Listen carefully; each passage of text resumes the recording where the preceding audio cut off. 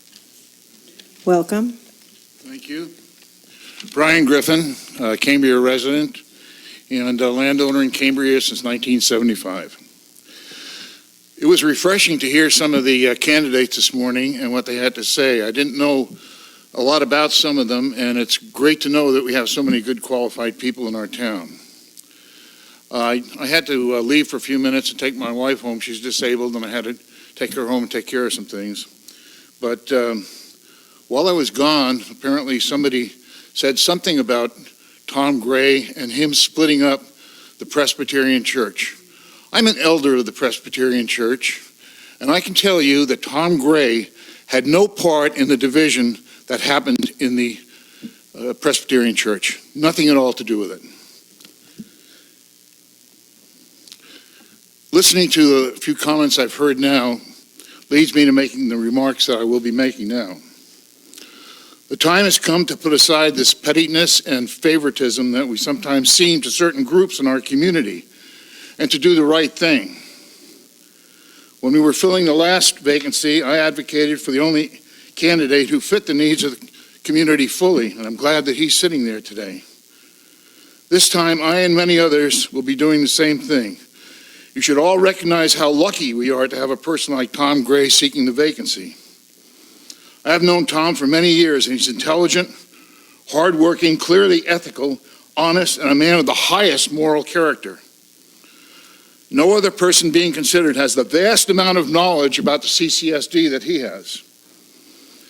He was a spokesman as a communications director for the CCSD. He had shared that knowledge of the same with any member of the community that came to him. He recognizes that there are always differing opinions, and he has vowed to be considerate of those opinions. I know that he's met with all of you and talked to you. Please wrap up your statement. He's committed to narrowing the gaps that create the hate-filled, disruptive atmosphere that is so evident at meetings.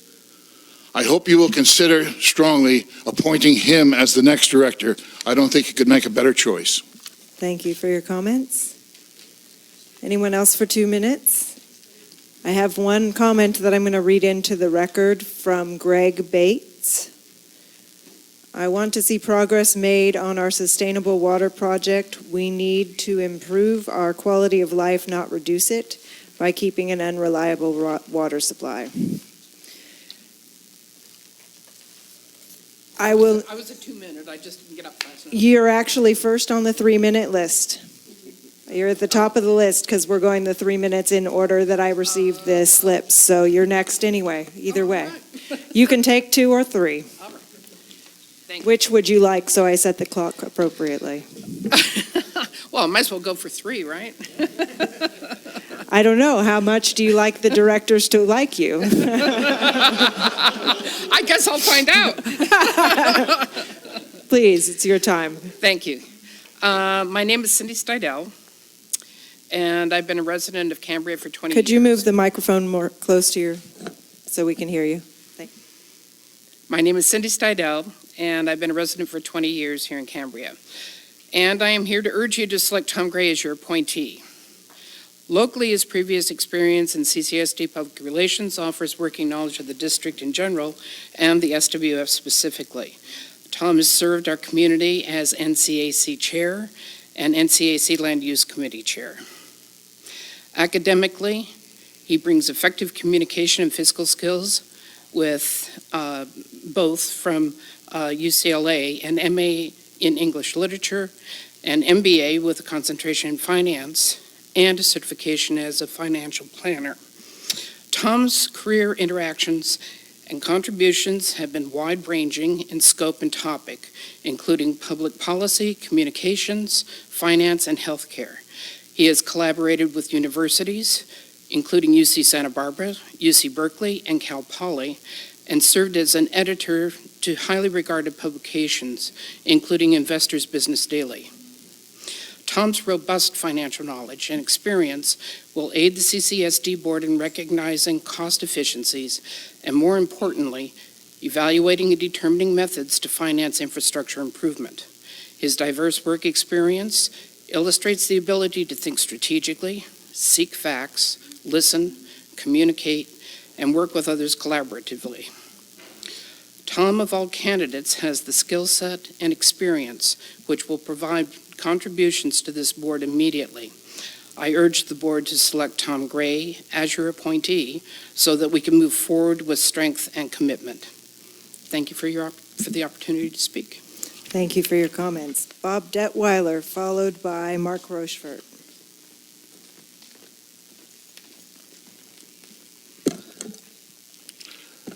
Good afternoon.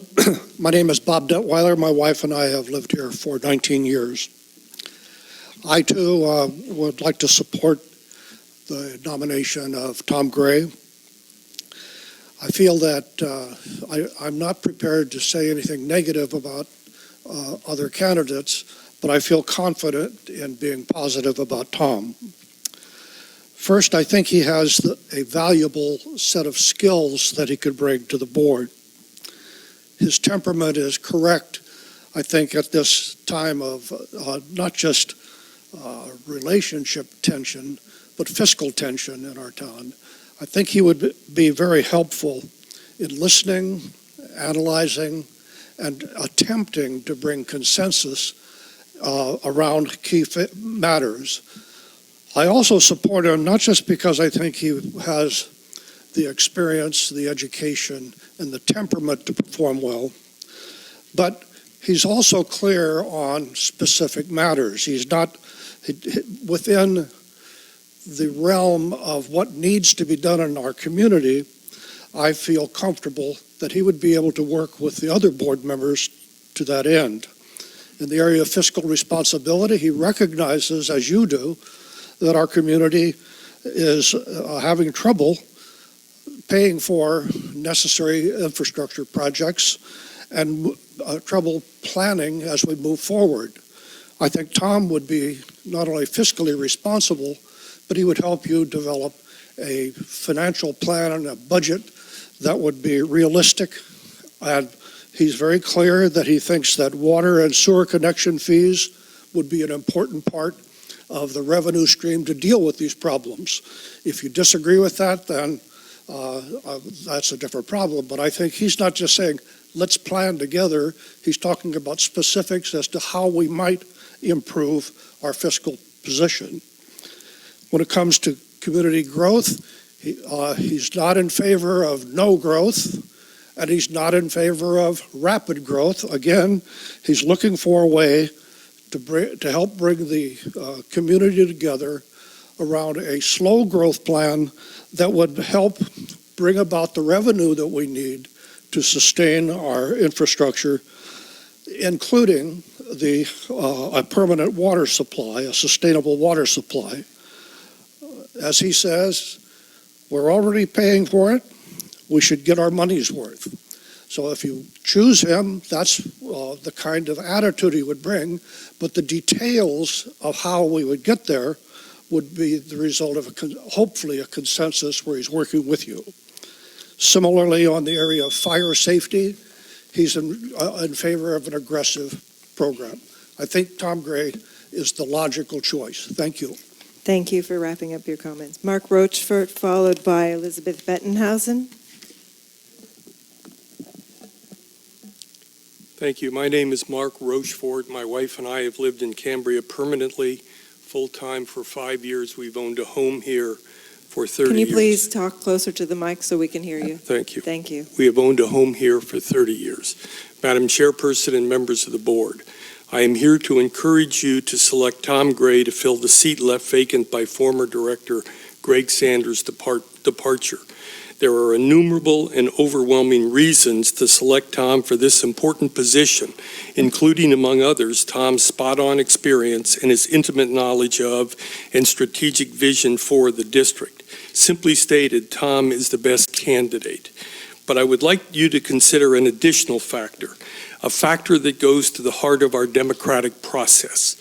In the most recent 2016 general election of CCSD directors, the lines were clearly drawn as to the future of the sustainable water facility and its use to ensure water security for our community. 3 candidates ran squarely on platforms to use the SWF to guarantee long-term water security for our town. President Rice, Director Sanders, and Gail Robinette. 3 other candidates either opposed the SWF or, as some politicians are wont to do, they equivocated. The voters spoke decisively. By nearly an 11 percentage point margin, Cambrians chose the pro-SWF candidates and rejected the anti-SWF candidates and equivocators. As described in his statement of candidacy, Tom Gray strongly supports the sustainable water facility. On this critical issue, as well as many others facing the district, Tom certainly fulfills the will of the electorate. I have worked with Tom on several projects. I can guarantee you he is a consensus builder, he is a team player, he is a strategic thinker. This is not a matter of disenfranchising segments of our citizenry or our ratepayers. This is not a popularity contest. This is a very serious effort to select the best candidate. I come here to tell you that I respectfully submit Tom is your person. Please select him and let's move forward. Thank you for your comments. Elizabeth Bettenhausen? She went home. Laurel? There's nothing to read, unfortunately. Did you? I don't. Yeah, my name is Laurel Stewart, longtime Cambrian, and I would like the board president and or the staff to elucidate how many emails you have received. I'd also like to know if all 4 of you have had a chance to read those and consider those, and if you are weighing those in, if you're considering those. I agree it's not a popularity contest, but please give us that information. We will be when we do our deliberations. Thank you for that comment. John Menke, followed by Don Howell.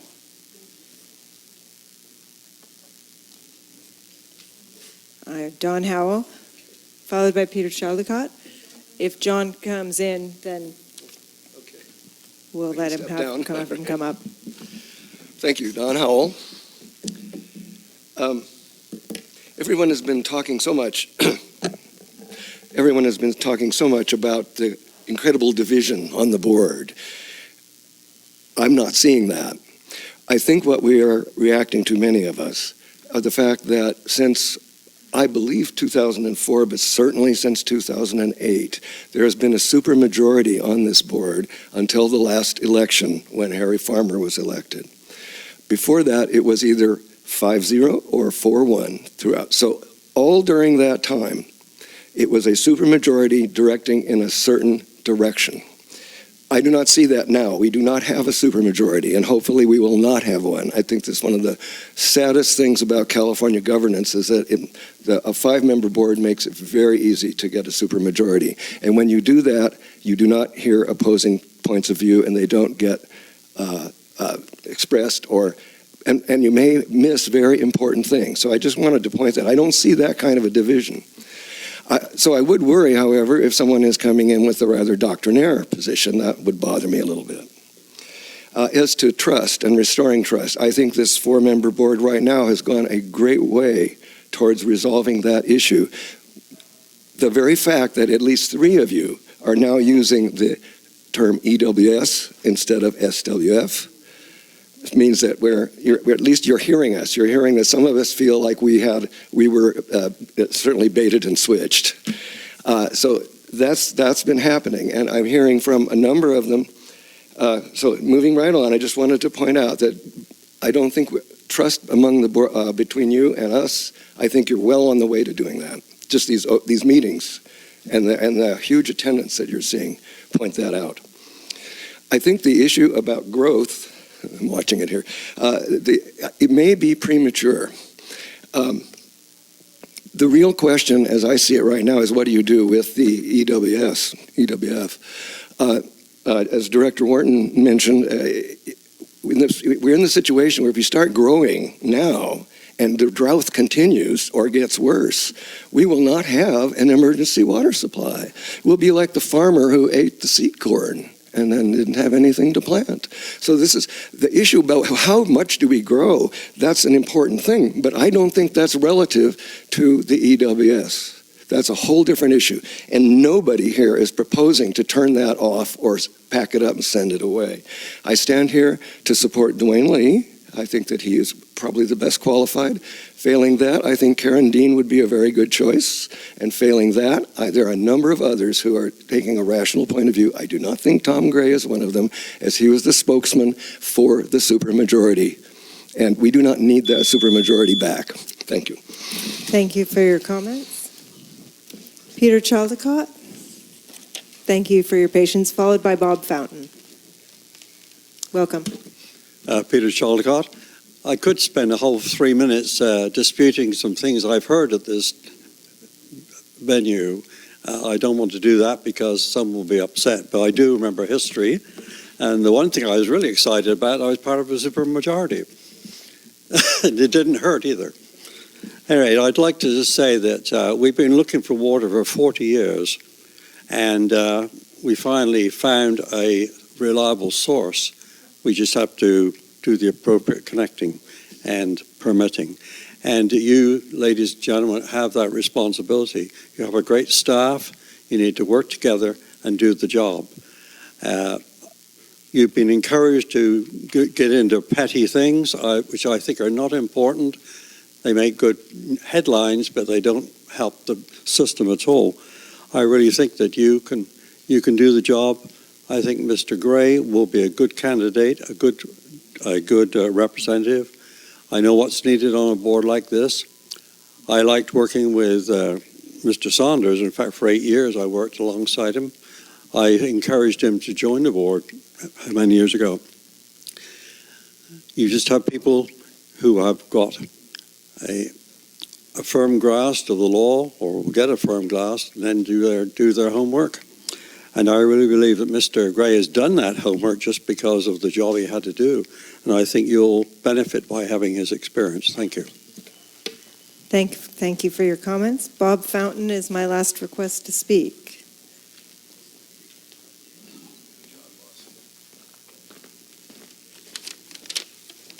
Welcome. Thank you. Can you hear me okay? Madam President and board members, I am Bob Fountain. I'm a 10-year resident of Cambria. I'm before you today to recommend that this board select Dwayne Lee as the replacement for former Director Sanders. Mr. Lee ran for election to the board as a replacement, in 2016, and his experience in small business and finance, as well as his cooperative personality, makes him the logical choice for the director position. Members of the current and past boards in recent years, when given an opportunity to replace a director within the midterm, have opted not to select an eligible candidate from the previous year's election that the citizens of Cambria voted for in large numbers. Instead, the majority on the board selected someone who had not run in the previous election, and so their support among the voters was less known. Specifically in 2011, when Director Frank D'Amico stepped down from the board, rather than replacing him with Valerie Bentz, who received 1,452 votes from Cambria citizens on the vote in 2010, then the current board chose Gail Robinette instead, despite Valerie applying for the open position, being more than qualified and substantially supported by the citizens of Cambria. In 2015, when Director Merrill Cliff stepped down from the board, rather than replacing him with Jeff Hellman, who received 890 votes from the Cambrian citizens in 2014 election, then the current board chose Greg Sanders instead, despite Jeff applying for the open position, being more than qualified, and substantially supported by the citizens of Cambria. In October of this year, when Director Mike Thompson stepped down off the board, rather than replacing him with Dwayne Lee, who received 1,184 votes from the Cambria citizens in 2016, then the current board chose Aaron Wharton instead, despite Dwayne applying for the open position, being more than qualified, and substantially supported by the citizens of Cambria. Though I'm not criticizing the individuals that were appointed, I'm alarmed at how the current and past board members have ignored the choice of that the citizens of Cambria have made in previous elections, and instead have opted for an individual who did not go through the normal vetting process in a regular election. Each of these candidates, Valerie Benz, Jeff Hellman, and Dwayne Lee, did go through that process. And I am telling you right now that I believe that you should consider Dwayne Lee in that position, because 1,184 of your citizens voted for him in the last election. And I think that is a commitment of his democratic process and should be honored within this community. Thank you. Thank you very much for your comments. All right, that was our last request to speak. We are going to take a short break, I think, but first let me propose this. We still have remaining, if the selecting candidates for further interviews, for the following follow-up interviews, which about 12 minutes per candidate. If we end up with about 9 or 8, we will have, that's a couple of hours. I am thinking that maybe taking a slightly longer break so that we can have some lunch and then coming back. But I don't want to do that unless we have a consensus here and we don't have a riot out there if we do that. Because I think that there is still some significant discussion that's going to be involved. And I know that if we're fresher, because we've had a break, but I'd like to hear from the other directors. Director Berenger? So there's a possibility of us reconvening maybe at 2 p.m.? Is that your suggestion? That's what I was thinking. And I think that we do have, I think everybody has had a chance to speak, all of the people on the public, on the candidates. Mm-hmm. And so I wouldn't be against it. I don't know. I have a technical question, Mr. Carmel. On our 4-hour time limit, would we reset the clock, or we would have to continue? We would have to vote still if we take a break. That's significant. That's unexplored terrain, but I would say you'd toll when you entered the lunch, so that wouldn't count towards the 4 hours. Okay. Director Wharton? I have a 5 o'clock deadline tonight. 4:45, actually. But yeah, so I'm game for staying. 3 hours, 10 minutes. Yeah, doing the calculations, we're under the. Yeah, I think that we will still be under your deadline. Mr. Farmer? I'm ready to persevere and move on right now. But if the majority of the board wishes to take a break, well, there you go. I would be willing to press on too, I think. I don't know. What are your... There's cookies. Well, there are cookies there. The cookies are gone.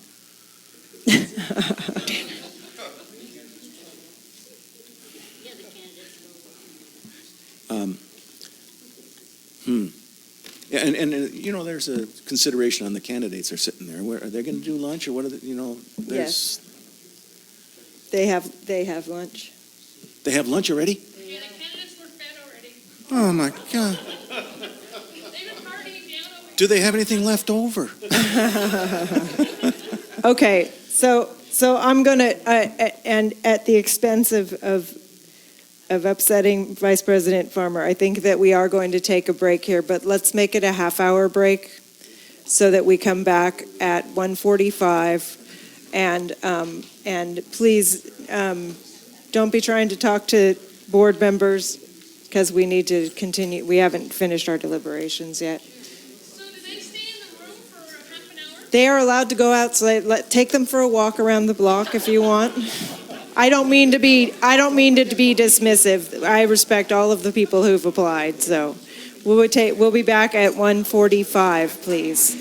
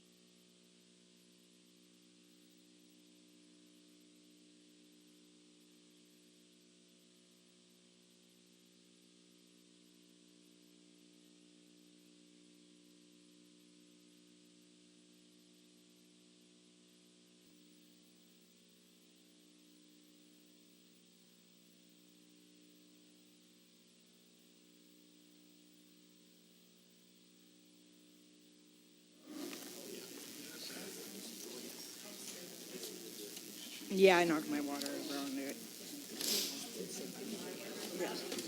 All right, I'm just looking for my process sheet here.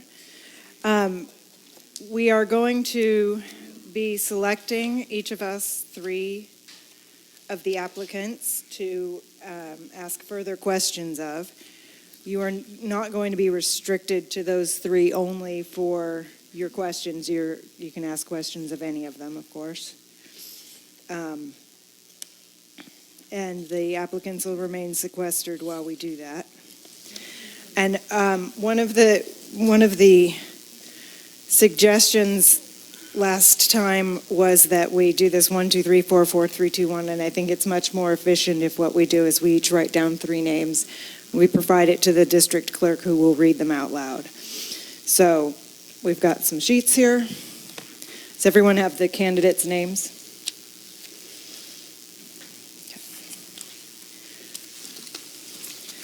I just want to make a brief comment. I want to thank all the people that spoke in public comment. I think it's really helped the process today be a much more, in many ways, fair and equitable one. So far, so good. And thank you all who have returned to see the final results. Look at the gluttons for punishment. So we know who to appoint to committees now. Make sure you write your names on the top of sheets so we can identify. Oh, yeah, who's director. make sure you put your own name on the top of the sheet so that we know who that's for.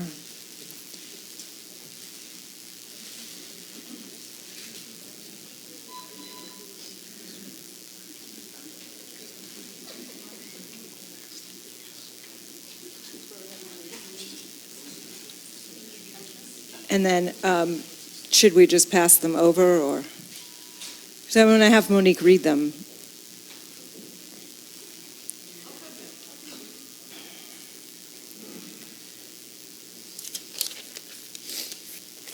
Because it's not really a secret. I just want to make sure it's all done on the up and up.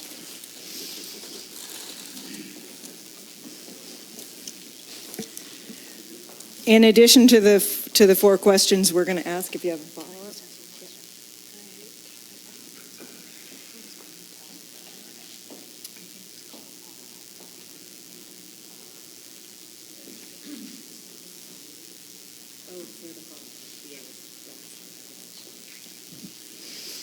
All right. Sorry, we were just getting a little pragmatic. Sorry, I know we should have had a longer lunch.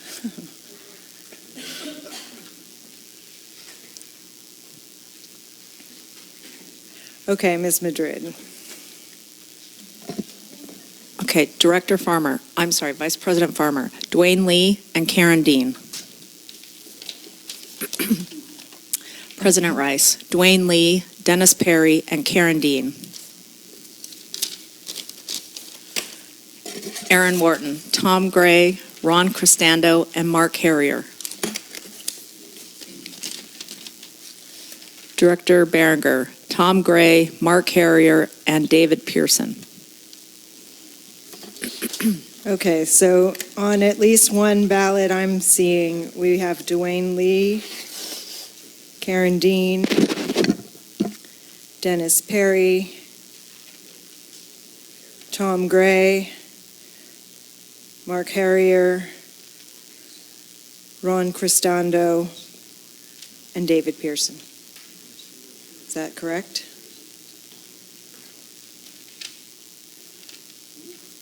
Okay. Sorry, I'm just getting this written down. Okay, so that gives us 1, 2, 3, 4, 7. All right, what we're going to do, we're going to have the applicants come out, and we're going to let them know who we're going to do follow-up questions with, and I need some board consensus here, because we may want to ask questions of the people that are not these 7 later. Do we want to keep those other folks sequestered also with the follow-up folks? I kind of feel bad doing that, but I think it's the only fair thing to do if we're going to continue, if they're going to be still eligible for appointment. What do you think? Put on the mic. Well, I think that the follow-up question, since they're the same question, they need to be sequestered for. Same question, you're right. Right. You're right, I've got one, you've got one. Right. Okay, so let's bring the folks out, and then we'll sequester them again, and it'll be the people who are not of the 7. It's up to them whether they want to stay sequestered or they can go home. I mean, I don't think that they should, but I don't see any other fair way to do it if we're not eliminating the other folks, right? So, and that's the idea, is to try and be as fair as possible. Need not be present to win. I should have brought a deck of cards for him or something. So what was the consensus? We're going to bring them back each in, one and then we'll go. One We're at a going to time. have them all come out so we can let them know who we're going to do the follow-up with, but then sequester and one at a time for questions. And if they want to go home, they can, because Right. they don't have to be present to win. They don't have to be present to win, but one would hope they would want to be present. For what it's worth. Right.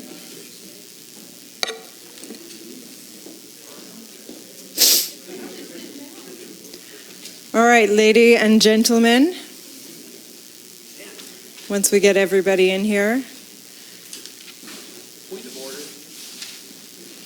I thought you were going to not consider people who weren't actually here. I can't stop a director from putting somebody's name down on a list. All right, so we got everybody here. We got everybody back here. Doesn't seem like there's 12 of you somehow. All right, so here's the folks that we are going to ask follow-up questions. You're not eliminated. If you're not on this list, you're not necessarily eliminated, but these are the folks that at least one director chose of their 3. Dwayne Lee, Karen Dean, Dennis Perry, Tom Gray, Ron Cristando, and David Pearson. So, and Mark Harrier. And he's not okay. Director Behringer will have something to explain about that. What we're going to do now is ask that you have whatever fun and games you're doing, playing Duck, Duck, Goose in the sequester room. And we will, one at a time, in the same order. Obviously, there'll be some gaps because not everybody's going to have the follow-up questions. But in the same order, the randomized order, we'll have you each come out one at a time. It'll be about 12 minutes or so of time for questions. And then after that, following that, we will have a chance to make a selection. Are there any questions from any of the applicants before we begin? Yes. Am I free? I don't think you're free. I think you're expensive, but you're more than welcome to stay or go. But I'm done. Is that those that were not on that list are done? Are done from questioning, but not eliminated from being Not necessarily eliminated from being selected, and here's why.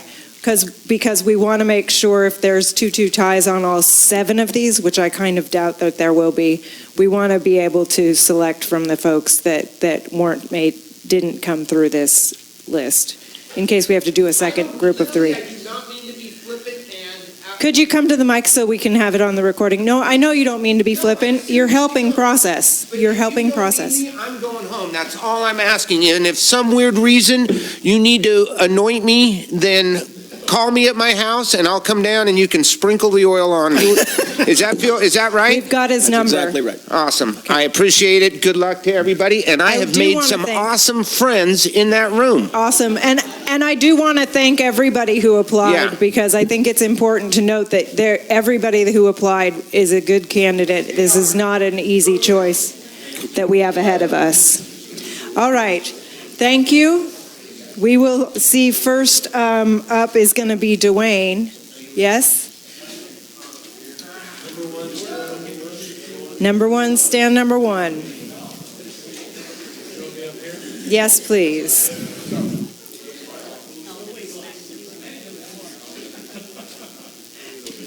Now, on these follow-up questions, you're going to have 2 minutes to answer. And the rationale here is that sometimes when you're on the dais up here, you have to kind of make quick decisions based on stuff that comes up right at the last minute. So it's kind of thinking on your feet test on top of everything else. I think we will go in number order. Has the first one? Is it Harry? Number 3, question? Harry. Thank you. So, Dwayne, the first question we have of you here is, what are the first steps that you would take in the process of evaluating and identifying solutions to our fiscal challenges? And what do you think fiscal responsibility means for the CCSD Board Authority? You can do that in 2 minutes, right? I think so. Well, again, the first thing that I think you would have to identify would be priority. In looking at the budget, that's not something that can be done hastily. It's got to have a lot of thought, and you've got to know exactly what the cause and effect is going to be. So, you're going to have to think about what needs to be done first, and you also have to remember that you have to have a contingency in case something comes up that is not in that budget, that you're not considering. And you have to have something set aside. For example, when the water line broke behind the Bluebird Lodge, that had to be fixed. I mean, there wasn't any way of putting that off. So you've got to have a contingency in order to deal with that. And like I say, without knowing specifically, what you want to ask me about it as far as a budget line by budget line, that just has to be done in accordance with what needs to be done first, what needs to be fixed first. There's also some things that need to be accounted for. You're going to have, your payroll expenses are going to have to be adjusted every year. There's things that you've got to do in that budget that are going to be coming up. So priority, I would say, would be number 1. Thank you. Director Berenker. Okay, and I have my assigned question. What information, data, reports, studies, etc., do you rely on to make your judgments? And describe a situation when you had a large amount of material quickly. How did you do it? That's probably one of the hardest areas, I would think, that the board has to deal with, because the amount of material regarding each particular item that you deal with is enormous. In other words, the EIRs that you work with, the studies, you've got rate studies, you've got the master water plan. You can go on, and these documents are huge.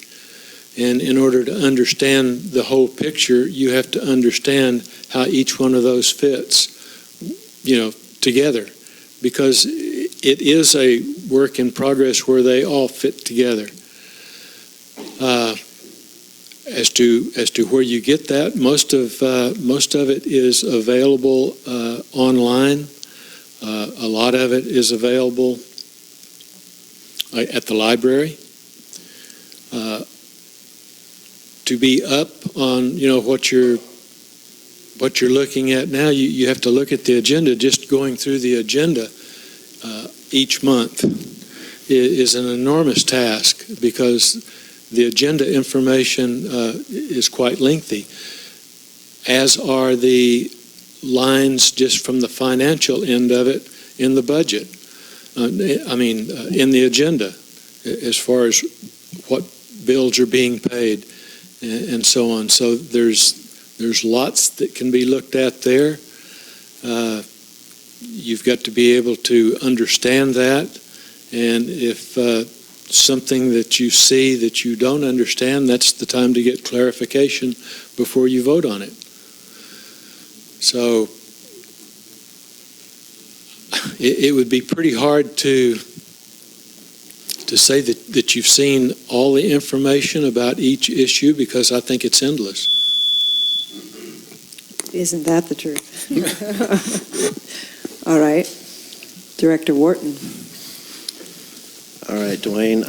Identify something the district does that you perceive needs attention, and describe what qualities you will bring to the board to address that if appointed. Like I've said several times, I think the part that I see the most, just as a citizen, that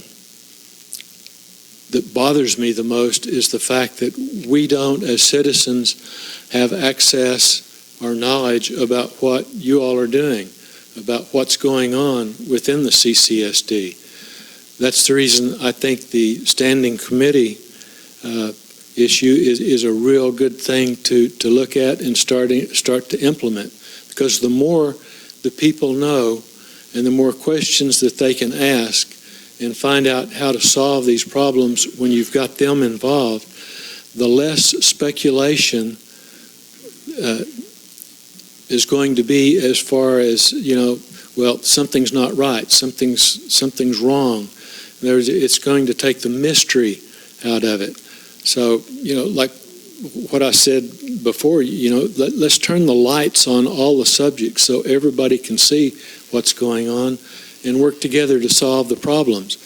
Because if all this is going on without the knowledge of the citizens, all we can do is guess. And half the time when we guess, we're wrong. Thank you. How will you work to bridge the perceived divides and bring more civility into the overall discourse? Again, I think that goes back to standing committees. I think if we can have standing committees made up more of what diversifies and separates and pulls the community apart, if you can have at least a mixture of both sides on there, where both sides can gather information, talk about it, go back and forth about, well, if we do this, this will happen. If we do that, this will happen. And then come to an agreement on a solution, I think you'll have more problems solved that way. Divisiveness, I don't think, is ever going to solve anything.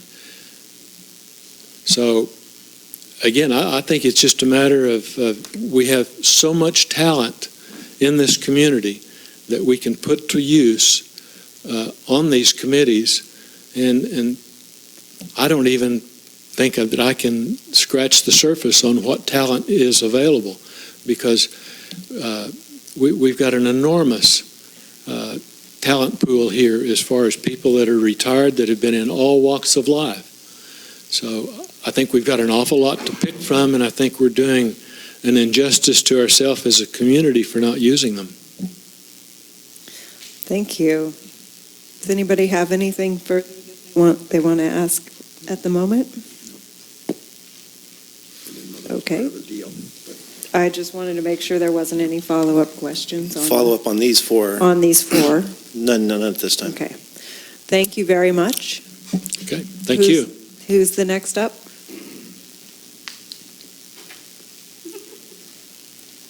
I think it's Karen Dean. Karen Dean.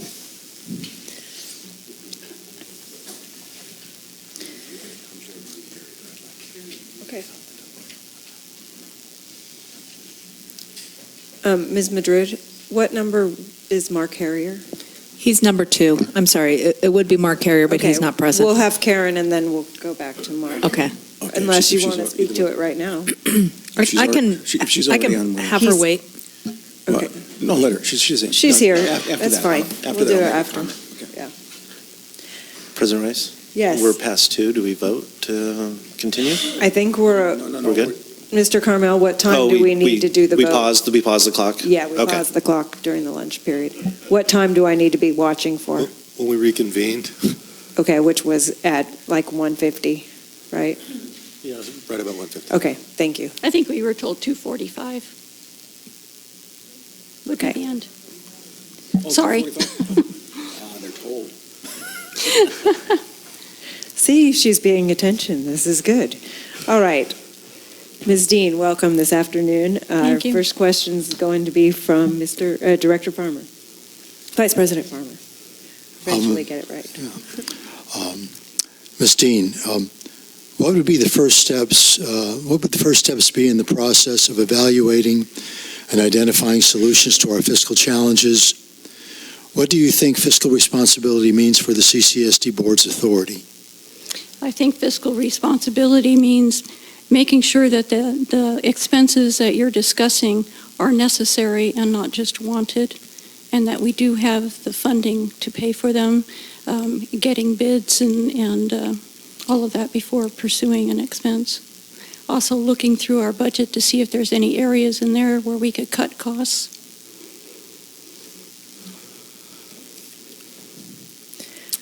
Then it would go to me? Yes. Okay. Director These are all Barringer. pre-selected questions, I know. so I think you understand. What information, data, reports, studies do you rely on to make your judgments? And describe a situation when you had to learn a large amount of material quickly. How did you do it? Well, I'm perfectly capable of staying up all night and reading. But I go back and look at historical documents on the things that have gone on in the past. I discuss situations I would discuss it with other members of the board who might have more knowledge of the situation than I. If there were things I still could not get answers for, I would attempt to discuss it with staff and get a little more background information. Is that the whole question, or? Okay. I'm satisfied. Okay. That's an answer. Director Wharton. Identify something the district does that you perceive needs attention and describe what qualities you will bring to the board to address that if appointed. Communication, I think. One of the things that the board has been doing lately that I do appreciate is the fact that when someone comes up to the podium and has questions or does not understand an issue, we are, if the person present is able to give an answer, we are able to get answers. I think that helps soothe the community. I think that we need to be open-minded and prepared to listen to all sides of an issue and then base our decisions on the present and going forward. And I think I lost track of your question. Would you repeat it again in case I didn't answer it all? Just identify something that the district does that you perceive that needs attention. Getting along. And what qualities you bring to that issue?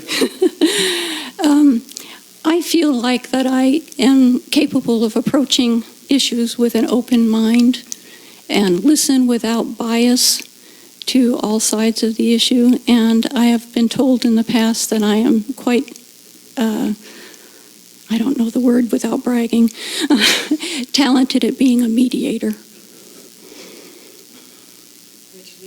Which leads right into the question that I have for you, which is how will you work to bridge the perceived divides and bring more civility to the overall discourse? Give an example if you can. Civility to the discourse. I think we should be civil anyway and demand that we show respect to each other. I don't see any reason for people to get upset. I think people are capable of expressing their opinions calmly and intelligently and listening to everyone else. Wonderful, thank you. Does anybody have any follow-up on any of the 4 questions? All right, thank you very much. Mark Harrier, who was on 2 directors' lists, but Director Barringer has asked to speak.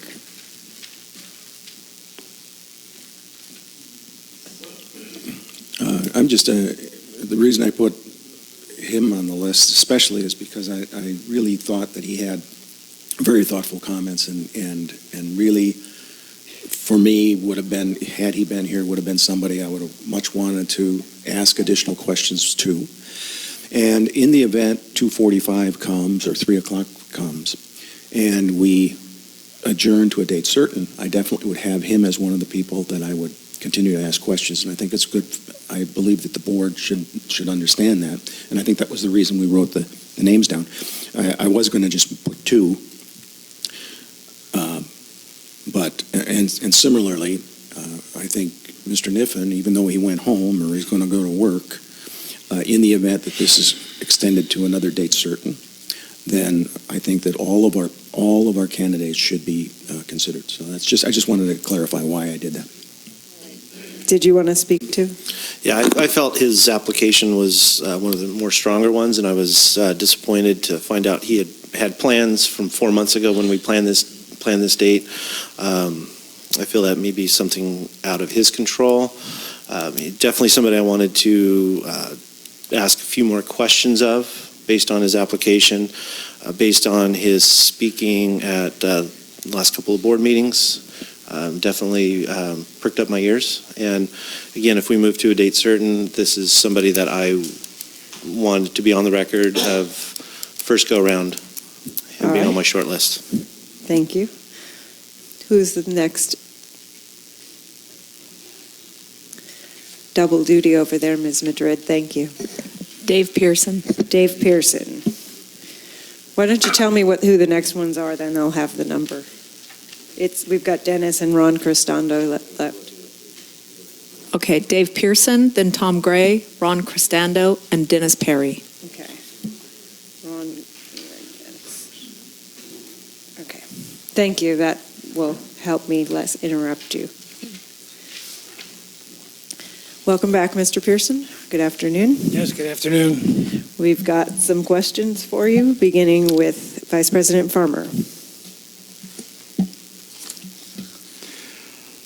Good afternoon, David. Afternoon. What would the first steps be in the process of evaluating and identifying solutions to our fiscal challenges? And what do you think fiscal responsibility means for the CCSD Board Authority? I think the first steps for me would be to meet with the general manager and the financial manager, the new one, and do an in-depth so I can understand exactly how they do the budgeting and what monies go into which pockets, and get a full explanation on that one. Then meet with the executive boards of the directors that are on the executive board and get their feelings as to which groups there were. And then what was the last part of the question, sir? What do you think fiscal responsibility means for the CCSD Board's authority? It means balancing the budget and also having some plan that would be either a 3 or 5 year plan that says, okay, we're going to have these upcoming expenses that we need to put into our budget, that we need to make sure that we have those funds, those revenues coming in so that we can cover those future expenses. Thank you. Director Behringer? Yes. What information, data, reports, or studies do you rely on to make your judgments? And describe a situation when you had to learn a large amount of material quickly. How did you do it? Usually, if there's stuff to read, I'm very good at reading through, perusing, and getting information that way. But I think the most important thing is to go to the stakeholders, the people that are going to be impacted, and the people that are going to have to execute whatever we decide to do, and talk to them about, okay, what is this going to do to you? How are you going to work this? Do you have a process in place? That kind of thing. A similar instance was when with Train, we contracted to do a large energy job down at Oceana Naval Air Base. And it was the first time we had done one of those. So we had to get very familiar with all the regulations and stuff. So I did that. Then went to meet with the people at the Navy in a group and then individually to get all the information from them. Thank you. Director Wharton. Good afternoon, David.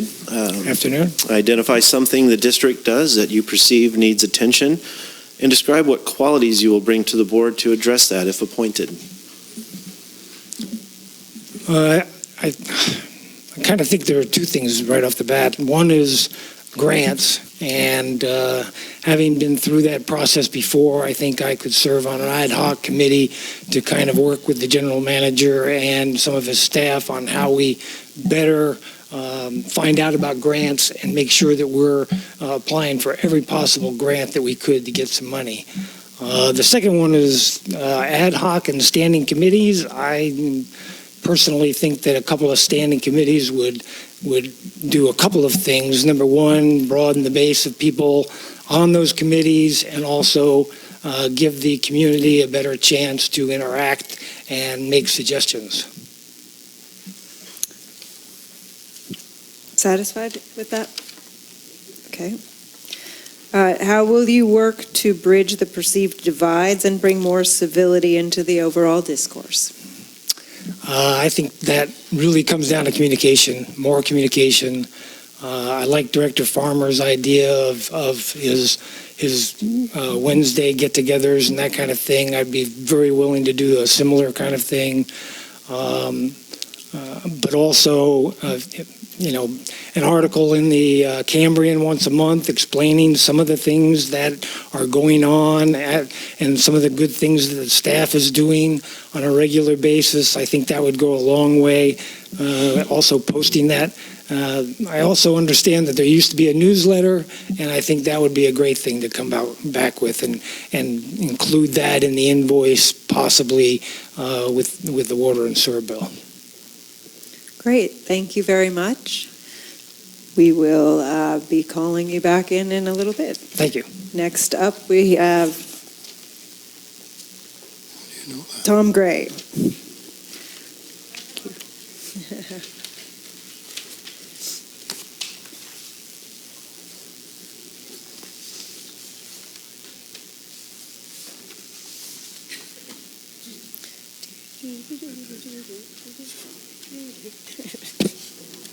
I should have brought my music. I wasn't ahead thinking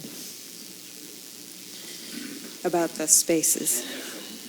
Only the important part. Welcome back. Hello, thank you. We've got 4 questions for you, beginning with Vice President Farmer. Good afternoon, Tom. Good afternoon. My question is, what would the first steps be in the process of evaluating and identifying solutions to our fiscal challenges? And the second part is, what do you think fiscal responsibility means for the CCSD Board's authority? Okay. Well, they're related questions, obviously, since as soon as I explain, I think, the steps of analyzing a fiscal situation, that sort of defines doing that. Taking those steps defines fiscal responsibility. I want to talk about break out the spending and the revenue areas, obviously. The first thing I would look at, any responsible public official looks at, is spending. And what you want to do with everything, basically every dollar that's spent, every program, every position, every contract, is subject it to what I might call like super zero-based budgeting. I mean, this district does zero-based budgeting.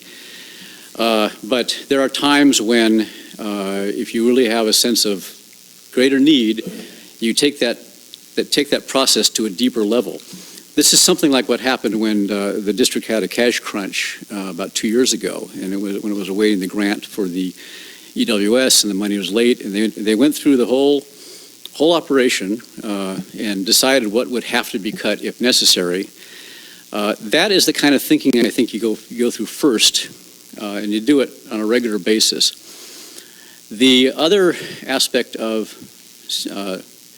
controlling spending is to have a robust structure, in other words, a committee, a standing finance committee that ideally has some local expertise attached to it as advisors. For instance, this is bringing in some people from the community with, say, accounting backgrounds and things like that, to have a regular oversight. And in their monthly meetings, they are having oversight of the spending as it's going and watching for problems, watching for things that are getting out of hand or over budget. On the revenue side, taxes are a last resort, and I'm against raising taxes. Rate increases are going to be at some point probably a necessity, but one thing I would do first with the rate increases, before we go ahead and just simply adopt a new schedule, I want to look at what is the behavioral situation with people who are customers buying water. The interesting fact about water sales right now is that they're running about maybe 70% below pre-drought levels. And as I remember from hearing one of the reports from Alex Handler's, the standard thinking is that typically after a drought, water sales go up to like 80%, which would make a huge difference in revenue since we're talking about more than $5 million of your budget. I would like to maybe do a survey of customers to find out what their water use decisions are based on. Is it the money? Is it actually too expensive? Do they think conservation is like a moral rather than economic issue? Are they afraid of running out of water? Do they think there's there's still a crisis? Just to find out, because we may be able to adjust the rates or the structure in such a way that it is not as painful as it might be, and it might be more revenue producing than it might be. So that's one revenue idea I think we should look into. And as for fiscal responsibility, just to get back to the central point of that question, the essence of fiscal responsibility is always having your eye on efficiency, giving the public what needs to be done, doing it in the most effective way possible, and not keeping any idea off the table for making it more efficient. Thank you. I just want to, on the prior applicants, we weren't going over 2 minutes, so I wasn't using the timer, but I also didn't tell Mr. Gray that we were trying to stick. I'll be brief. No, that's fine. I want to make sure that we're being fair, that's all. Yeah, okay. I'm just trying to make sure that we're being fair, that's all. Okay, yeah. Yeah, if you could keep it to 2 minutes, that would be great. Yeah, but I agree too. What information, data, reports, studies do you rely on to make your judgments? And describe a situation when you had to learn a large amount of material quickly. How did you do it? Well, the basic rule I follow is I start with sources that are unimpeachable and give me a lot of data that everybody will tend to agree on. I mean, I like things like, and even in Cambria, census data is actually very, very revealing about the demographics here, about what people make, what our economic situation is, and what your economic situation is with your customers. Stuff that is, and again, it's my journalism background. There's reliable sources. There's information that you can count on. There's information that is maybe opinion, but maybe is reliable. I start with the basic facts, and I'm not talking about census stuff, but also what the state government does in the way of reports is very useful. I do not like things like, obviously, social media and stuff like that we sort of stay away from. Now, having said that, a very important part of this job here is not just to know facts, but also to know what people are thinking and where they are. You can't persuade people of things where they're not already kind of receptive to your arguments. So that's where the talking to people, talking to the customers, the constituents comes in. So there's a combination of looking for unimpeachable, reliable sources of raw data, real information, and talking to people. And I don't know, in my professional life especially, I've done an enormous number of research jobs, a lot of research jobs that require me to get a lot of information, sometimes working with somebody who's an expert, like a demographer. I did a couple of large studies, for instance, for the Manhattan Institute on California demographic trends. And I was if you know an expert, you find an expert who's genuinely objective, third party, doesn't have an agenda. Those people were very invaluable for guiding you to the information. So that's what I've done in the past when I faced that situation. Thank you. Director Wharton. Good afternoon, Mr. Gray. Good afternoon. Identify something the district does that you perceive needs attention, and describe what qualities you will bring to the board to address that if appointed. I thought of the fiscal. Vice President Farmer's question about the fiscal situation is one of those big things. The other thing, though, that I thought about, and this is a word that gets bandied about a lot, is communication. The district has a communication function where they have to keep the public informed about what it's doing and also listen to the public. And these are obvious things. One of the things that needs attention, and I don't want to have to spend money because you don't have to put out newsletters and so forth, but one thing they can do is make information a little more intelligible when it's presented, and it's even in budget reports. And I think sometimes with budget reports and reports in the agendas, just thinking visually more is a very practical matter with numbers.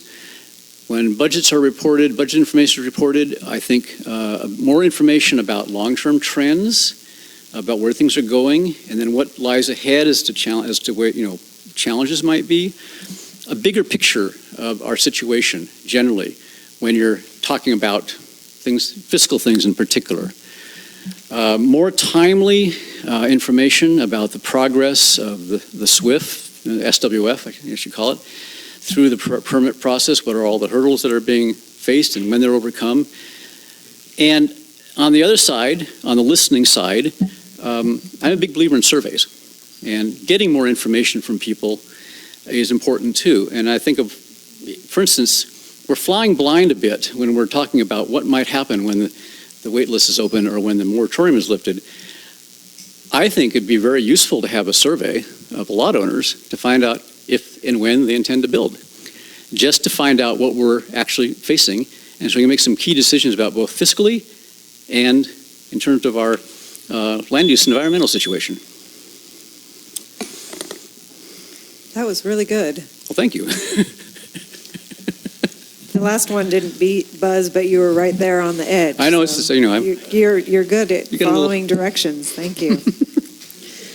How will you work to bridge the perceived divides and bring more civility into the overall discourse? Bridging divides is sort of both a matter of personalities and everybody being forbearing toward each other and not taking things personally and being polite. I mean, part of it is just manners. Beyond that, though, I think when there's a disagreement, one of my principles when I'm talking about facts, when there's a disagreement about something, it's very often that the two sides do not share an agreement as to what the facts are. I could talk about the growth issue and the water issue. I mean, you probably know what I'm talking about. But if you can get people to agree, maybe with a third party coming in, or a source, or a report, or a citizens expert committee, to bring in a report which both sides give credit to. They acknowledge this is the reality. I think that could go a long way towards settling arguments because we share values. We share this love of Cambria. Nobody wants to change Cambria in any significant way from what it is now. It's just a matter of what the future holds and different ideas about that. So it's like I call it kind of the Guinness principle, which is that if you know the story, it's Sir Hugh Beaver, who was the managing director of the Guinness breweries, had a bet with somebody, an argument with somebody actually, after a hunting trip, as to what was the fastest game bird in Europe, whether it's the northern plover or the red grouse. And he realized after he had this argument, probably over a few Guinnesses, that he didn't know. There was no source. And so he eventually commissioned a couple of brothers in London who were fact finders to write a book, sort of laying out what the facts are to settle arguments. And of course, as you know, it's the Guinness Book of World Records. It's the principle of facts tend to bring agreement when people start agreeing on them. So that's the general rule I'd follow. And again, right on time. Thank you very much. Okay. Anything else? Thank you. Next up is Ron Cristando.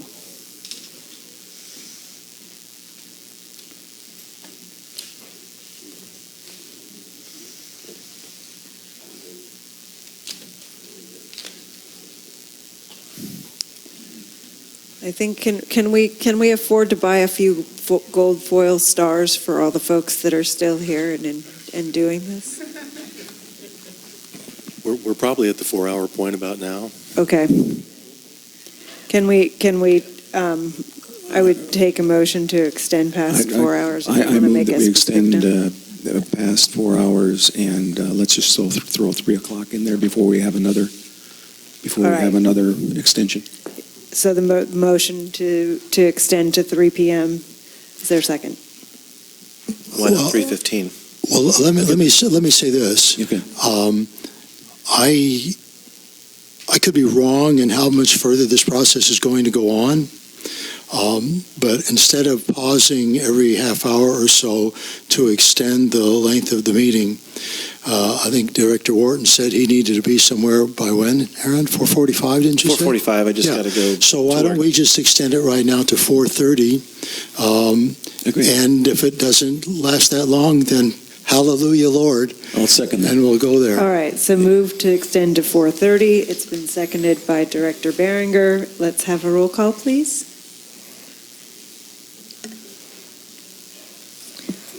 Director, or Vice President Farmer? Yes, indeedy. Director Behringer? Aye. Director Wharton? Aye. President Rice? Aye. Thank you for your patience, sir. We just needed to get you're through very a little welcome. technical moment You're very there. welcome. All right, we've got 4 questions for you, beginning with Vice President Farmers. And if I'm not mistaken, I just want to confirm that you have about 2 minutes to answer each of the questions you'll be asked. Sure. Okay. Thank you, Vice President Farmer. It's not a problem. So, Ron, thank you. So I have a 2-part question here. Yeah. What would be the first step? What would the first steps be in the process of evaluating and identifying solutions to our fiscal challenges? And what do you think fiscal responsibility means for the CCSD board's authority? All right. It's a good question, and I think it's probably one of the most important questions on that list of 10, as I recall. I think for any agency, any organization, public or private, economic performance is without question the most important metric. And I think we need to be a little more expansive in terms of how we look at the long-term economic sustainability of the district. I would, for example, I know that there is a plan to move ahead and do a rate survey in terms of what we provide to the users in the district. I think the other side of that is to actually do another study that would look at expenditure. So one looks at revenue, and I think the other one has to look at expenditure and where can we make maybe some reductions in how we do things. The other thing I think we need to look at is the amount of money that our district, the Cambria community, turns over to the county, and how much money do we get back, and to see if we can't negotiate with the county to get a bigger percentage of the TOT, sales tax, and so forth back to the district. And again, I'm saying that without knowing at present exactly what those differentials might be, but I think it's something we need to look at. I think the other thing is that if there is some consensus from the board and consensus in the community about what the priorities should be as we move into the future, then maybe we look at things like maybe a sales tax override that might be maybe a quarter of a penny or something. But when you start doing that, you'll be surprised at how much money can come back into the district for a quarter of a penny. And that money would be raised not just by the people who live here, but my guess is a good portion of it would be raised by the people who visit here. And those are just 4 things that I can think of off the top here of what we should be looking at. The second part of the question, Harry? Or have I answered it? It's no problem. Well, I think you maybe have, but just to mention it again, what do you think fiscal responsibility means for the CCSD's board's authority? For its authority? I think it is I think it is the number one responsibility that you have. And I think it is the board's responsibility to come up with new ideas, creative ideas in terms of how additional revenue could be raised. Thank you. Thank you. Director Behringer. Yeah, that'd be me next. Okay, get that. What information, data, reports, or studies do you rely on to make your judgments? And there's a second part to that. It says, describe a situation when you had to learn a large amount of material very quickly. How Okay. did you do it?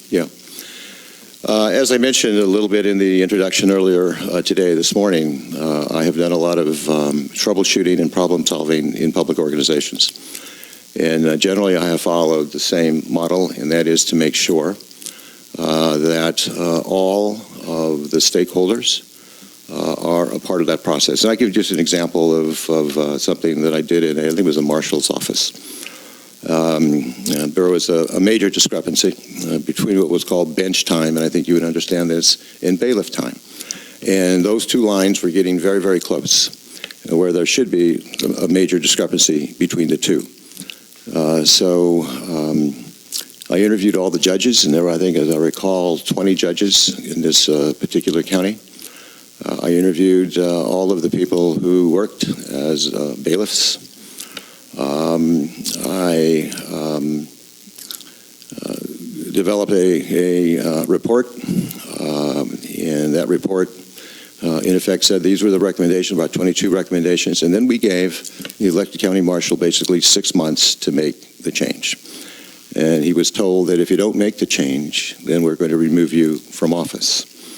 And anyway, he pushed back, and we couldn't really remove an elected official, but the county administrator went ahead, had emergency legislation passed in the state legislature, which basically reverted all of the bailiffs within this whole system and put them under the county sheriff.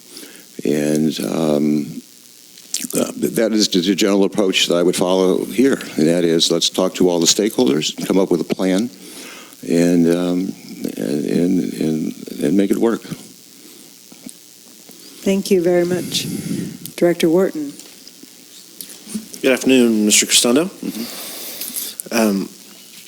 Number 5, yeah. Identify something the district does that you perceive needs attention, and describe what qualities you will bring to the board to address that if appointed. Okay. I think one of the ones I mentioned, and we talked about this, I think, yesterday afternoon, and I mentioned it again this morning, and that is putting a higher priority on the aesthetics of Cambria. And I believe that we need to do that.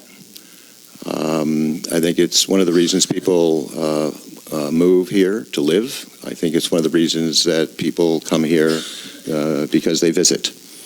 And I believe that we should hold the property owners of vacant property responsible for their property, just as we do in terms of weed abatement. And that we need to find some creative ways in order to do that, so that we can basically clean up the properties where there are dying trees, dead trees, and fallen trees. And I think we need to pay more attention, if you will, to the aesthetics of the community. Is there another part of the question, Mr. Wharton? Nope. What qualities you would bring? Oh yeah, qualities. I can be a very tenacious person, and I think that's one of the qualities that I would bring to it. And I think the other quality would be approaching it with an open mind and looking at as many options as we possibly can in terms of getting that kind of a program underway, implemented, and bring it to some fruition. Thank you. Can I maybe just do a quick follow-up? Yes, please. Based on our conversation that we had, I think you left out an important part, and that was placing a lien on property. If you could explain that whole process. Yeah. And again, I mean, we have many people who have bought property here going back many, many years. And they bought those properties knowing that there was a risk involved in purchasing them. And what I believe is why we're not holding them responsible for their property is because there's this, I don't know, maybe there's a fear that we really can't go that extra step. But I think we should. It is their property. They need to maintain it. And if they don't do that, then the district moves ahead and does it, just like we do with weed abatement. And if they don't pay for that, then we put a lien on the property. A lot of the properties, I believe, that are vacant here were bought many, many years ago. The one that is next to me was bought in 1942, as I recall. And my guess is those lots were bought, pennies on a dollar.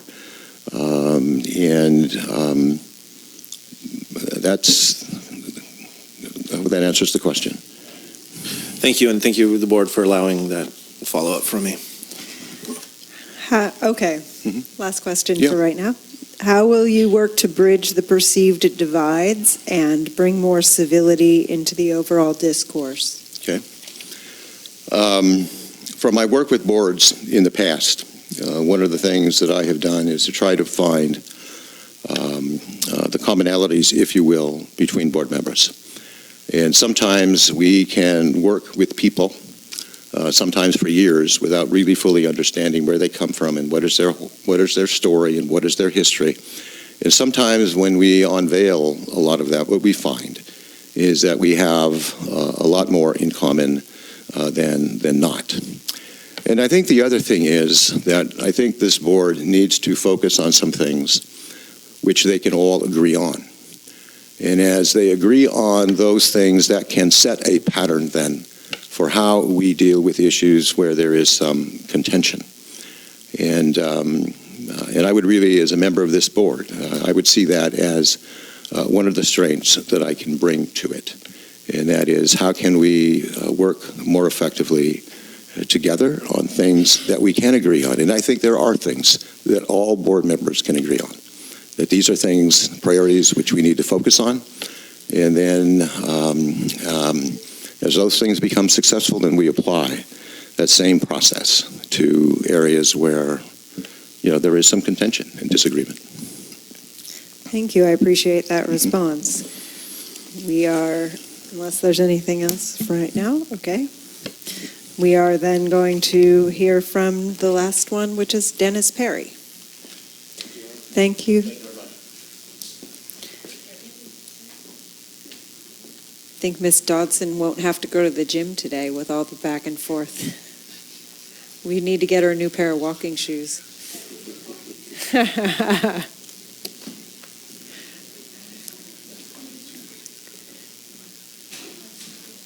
Welcome back, Mr. Perry. Thank you.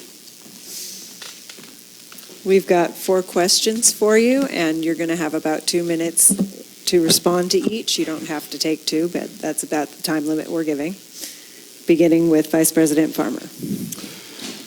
Thank you, President Rice. I just want to reiterate, Dennis, if you don't mind, you can take this personally if you want, but I just want to restate, because of the last time you spoke, just like I'm doing right now, you probably spoke more than you needed to. So just be aware of brevity is probably the better part of not in answering your questions, answering these questions. I think my wife would have the same comment.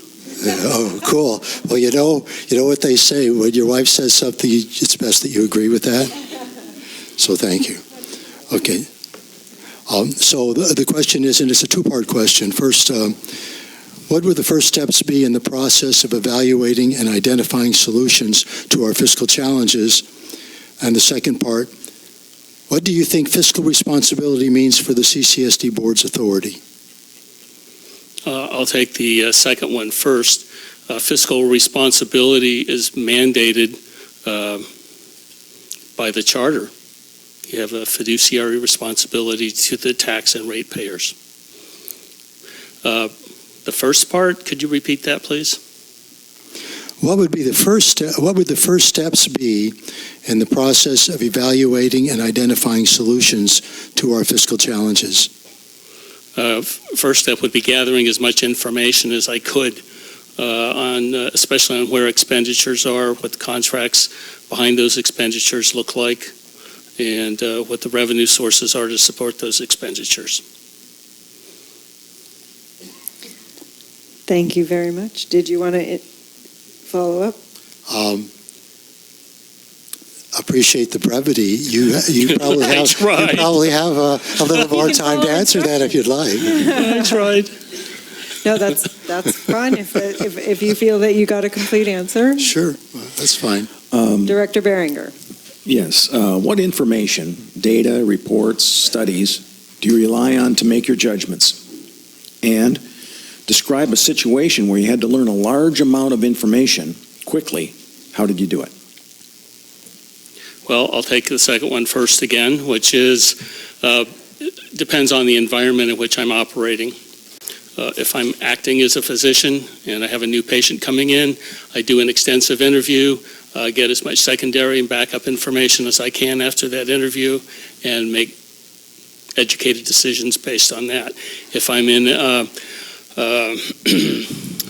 disaster environment, you look at the lay of the land, you ask for people who can walk to come this way, and everybody else you go out and assess based on your best judgment. If we're talking about administering contracts, again, it kind of dovetails on Director Farmer's. I look for as much information as I can regarding what the obligations of the contract are, what the expenditures are, and what the revenue sources are in order to meet those obligations. All right, thank you. Director Wharton. Good afternoon, Mr. Perry. Identify something the district does that you perceive needs attention and describe what qualities you will bring to the board to address that if appointed.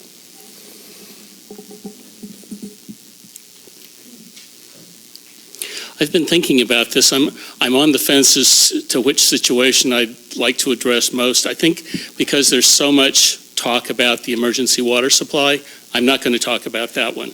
I'm going to talk about fire safety in our community.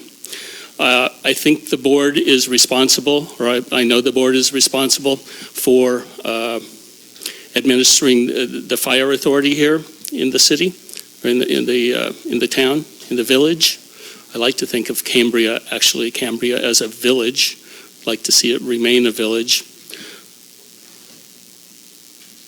But I don't see the board exercising its authority to step up the game. We have a major fire hazard on our hands here with this diseased forest that we find ourselves living in. And I think we need to reevaluate how we are examining the health and safety of that forest, and I think some new ordinance or whatever the appropriate form of that word would be in this context needs to be developed to step up enforcement of having dead and diseased trees removed and healthy trees replanted. I think that's critical to the future of our community. Thank you. How will you work to bridge the perceived divides and bring more civility into the overall discourse? In my essay, as I've heard it described, as to why I want to be on the board,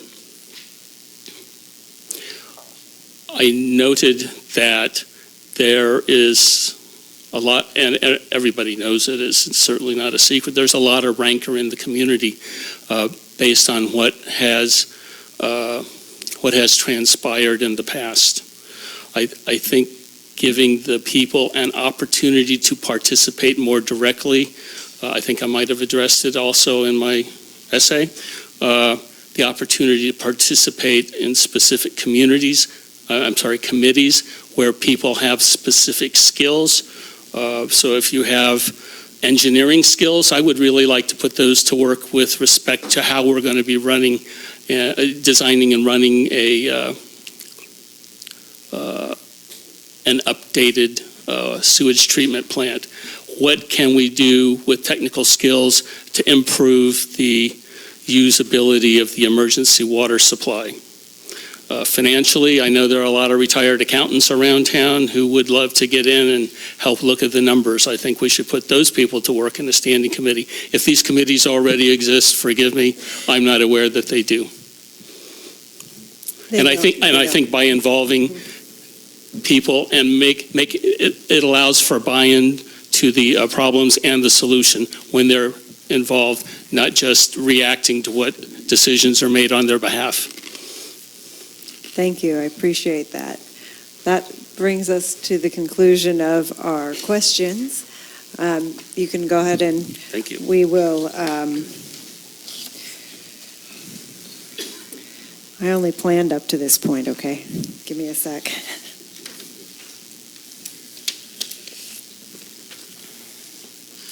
All right. We are ready to, let's go get all of the applicants because we're going to have board discussion. And it's time for us to, if there's any additional questions that folks want clarification,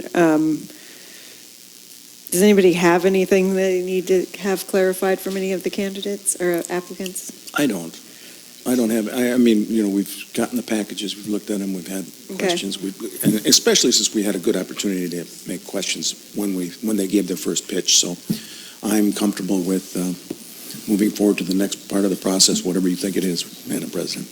Vice President Farmer? I know what it is, I just couldn't find my sheet. I'm going to wait until you tell us what the next part of the process is. The next part of the process is having the applicants come back in and we have board discussion and then it's time to make motions for appointment. I was just trying to be a little humorous there. So I know, we'll just move appreciate forward. that. Lightheartedness is good. Madam President, will we have, we're kind of moving into a nomination period then? Yes. Okay, and then we'll have nominations, a second, further discussion, and a vote? Correct. Great, okay, perfect. And what I would like to suggest, is that the maker of the motion should be prepared to speak to why that person should be the next director. And the second should also be prepared to speak to that because we need to get a third vote based on the fact that it looks like there were not 3 directors agreeing on a single candidate. We may need that information for purposes of decision-making. Sure. And if I may, I think that prior to motions and stuff, I certainly would like to make some general comments on Yes, please. on things. So This is board discussion time. Board discussion time. There you go. First of all, I don't think there's anybody that's unimpressed with the quality of the people that have come before this board. And not necessarily revealing who did what, but a lot of people were talking about developing standing committees.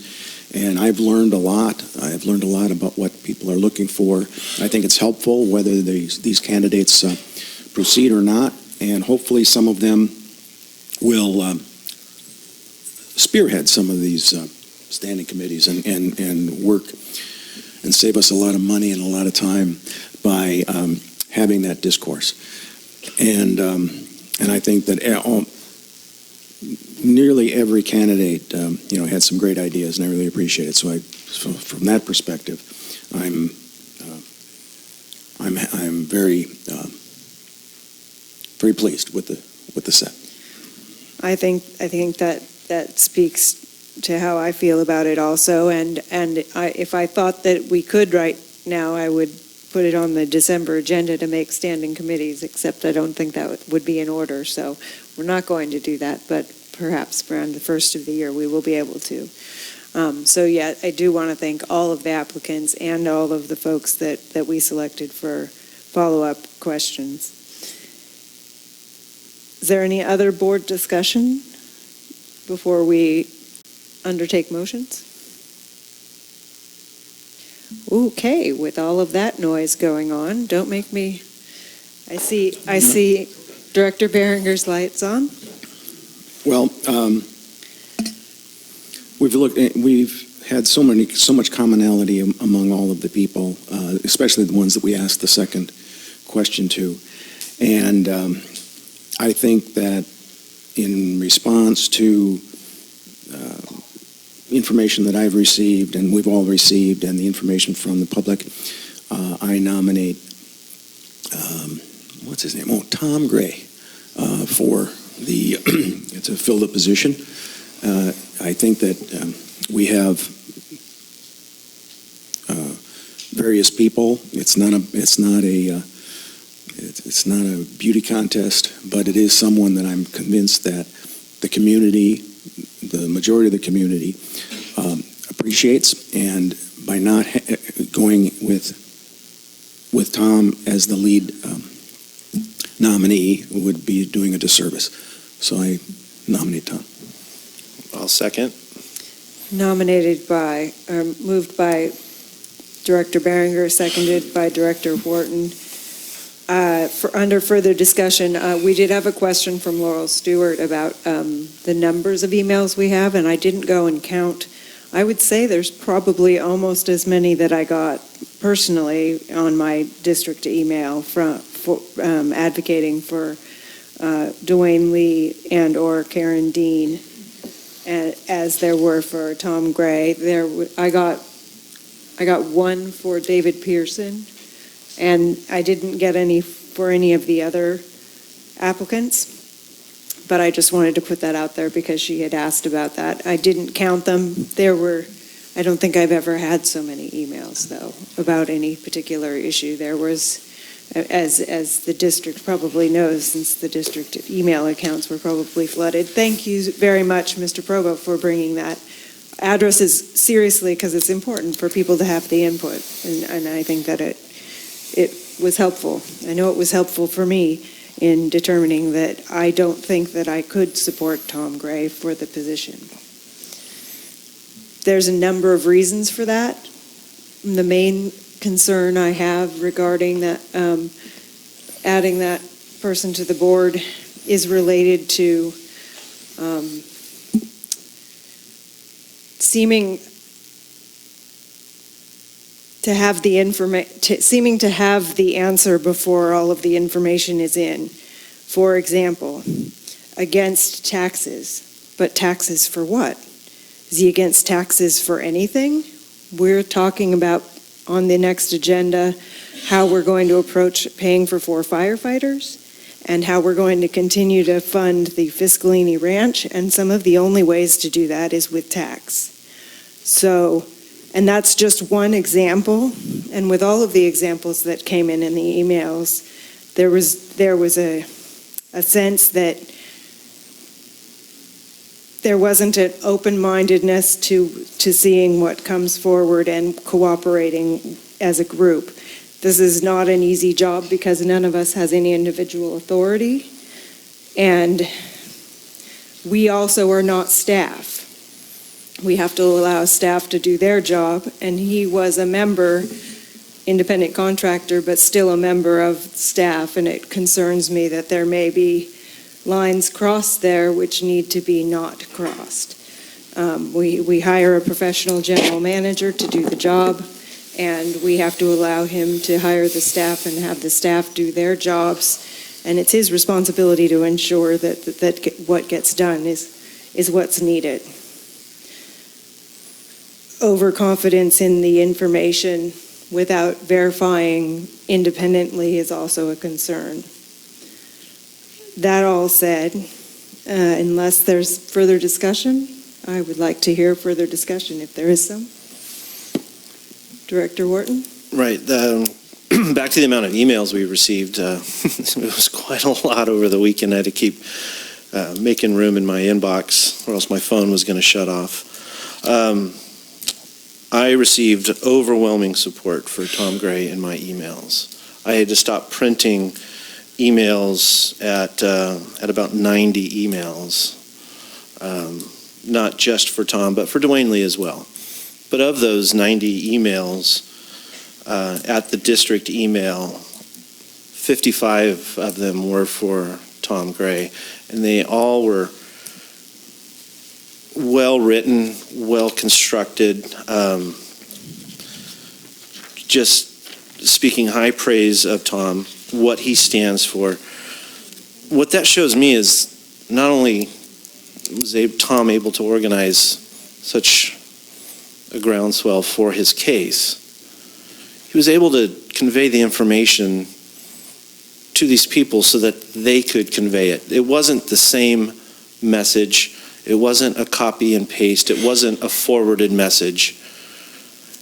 These were all independent thoughts. It really struck me as to how Tom was able to put his message out there to so many different people and he didn't beat him over the head to email him, because I finally asked him, what are you doing to these people to get them? I just asked him to write an email of support. So they know his stance. They support his stance. And if we just take the district emails, which I had received, we're looking at about a 60% majority vote for Tom, which I'm not lost in the irony on the fact that Greg Sanders won his position with a 60% vote from the public in the last election. So these people not only think that Tom is a great person that will move this community forward, solve some of the financial problems, come up with creative ideas, but he also has the same vision that Mr. Sanders had while he sat in the seat. I think Tom is a little bit different temperament than Greg, and I think that's one thing that would separate the two of them. I did see how Greg would act sometimes in meetings. I've been around Jim a little bit, and I have been nothing but coming away with nice praise from him or for him in my thoughts. I don't know if I could read any of the emails. They all, I wish I could just read David Lacey's. It's kind of a long one, but it really cuts to the chase of what I think where we're at right now. I think that all of us received the emails, and I do know the email you're referring to. Here's one point I want to make about that. I've never said that Tom Gray wasn't a good PR person. Clearly, he is. I feel fairly sure most of the people who contacted me regarding Dwayne Lee or Karen Dean, they may have talked to each other, I suspect, and we could probably ask him whether he asked people to send emails or not, or whether the people who support him got together and determined that they were going to support him by sending emails. Maybe because they got wind of the email campaign that was put together by the PR guy. Again, I would never accuse him of not being a good PR guy. I'm not sure that that's the kind of person that we want to have on the board, though. It's a concern for me. May I add? Director Berenger. Yes. In the follow-up questions, we asked Tom some things. And, we're talking about standing committees. I've gone to the build-out reduction committee meetings, probably spent, I don't know, maybe only 10 or 12 times have I gone. But Tom had an idea about lots. Why don't we do a survey of lot owners? And I think the build-out reduction committee probably would have thought, hey, maybe we should send a survey to these people and say, do you ever plan to see if we even have an address where somebody can receive one of these surveys? And that was a very, very interesting thing. He also talked about shared values and how he would try and mend the divide. And the one thing that he said that was really good is that you start with a set of facts and you get everybody to agree on a set of facts and then get that commonality and then work on it from there. I thought that was a good way of approaching it. And and by the way, I think I heard, or I never heard Tom say that he started this mail campaign. The email campaign, I think, was pretty much grassroots. It wasn't, Tom didn't say, let's start an email campaign. And if you look at all of the emails that we got, the ones that I read, and you probably read them all, and it's a matter of public record, isn't it? Mm-hmm. So if anyone were to take some time and read them, there was the Tom Gray group, and then there was a group of not Tom Gray.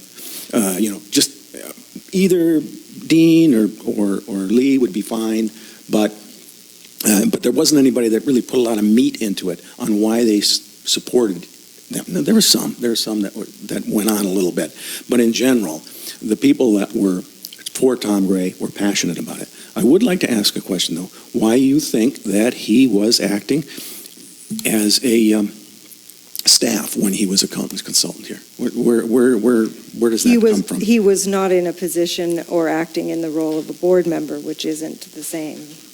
Right, but where did you find that he was out? I'm not saying that he was staff, like an employee. Right. I'm saying he was doing work on behalf of staff. That's different from the board's role. Oh, that's true. So we're considering him now for a board position. Correct. And so why did his activity while he was a consultant preclude him from having the director's role? It doesn't preclude him. I think it makes it difficult to maintain the role. Here's the other thing that I want to point out. Please. There was only one of the applicants that somebody came up and said, no, don't do this, and gave us reasons. And there were two people that did that for Tom Gray, and I think that speaks to the fact that he could easily be a lightning rod for this board if he's appointed. I don't think it's a good fit right now. I would encourage him to run in November because he clearly has support and he clearly knows how to organize. But I don't think that this is the time to be making this appointment. His ability to organize and is a detriment to the board? We need somebody that can come in here and help. No, I think it would be an advantage for his campaign and election. But you don't think, working amongst the five of us, it would be an advantage to have somebody that can organize a meeting, organize some thoughts, organize a path through a difficult decision? You don't think that's valuable? I do think it's valuable. I don't think Tom Gray is the right fit. And that's not the only reason. I'm saying that's why I think that he could launch a campaign and probably do well.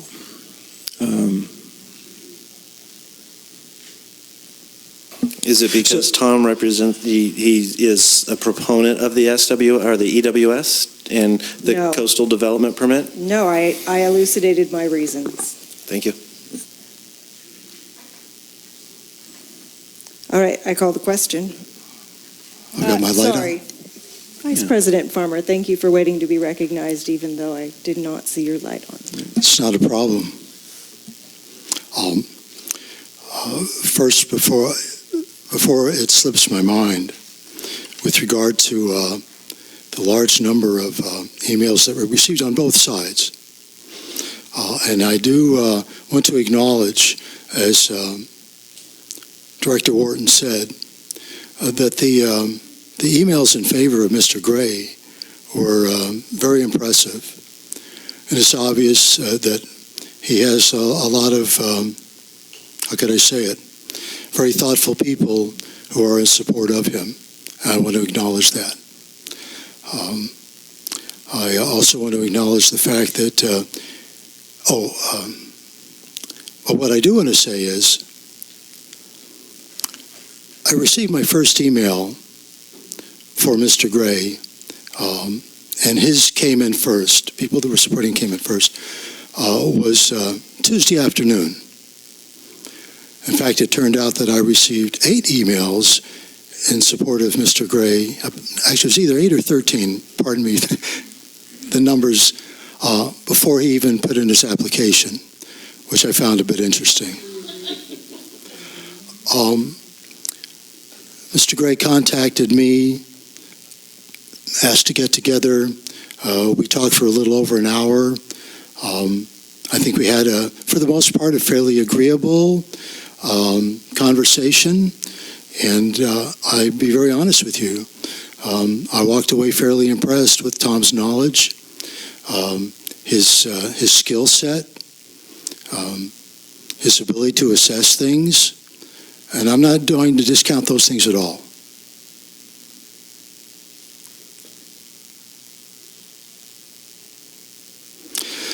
One of the things that Mr. Gray is known for is his knowledge of finance. He has a degree in that. And obviously that would be a real asset to have on this board. I know he addressed in his In fact, I should probably just open it up right now.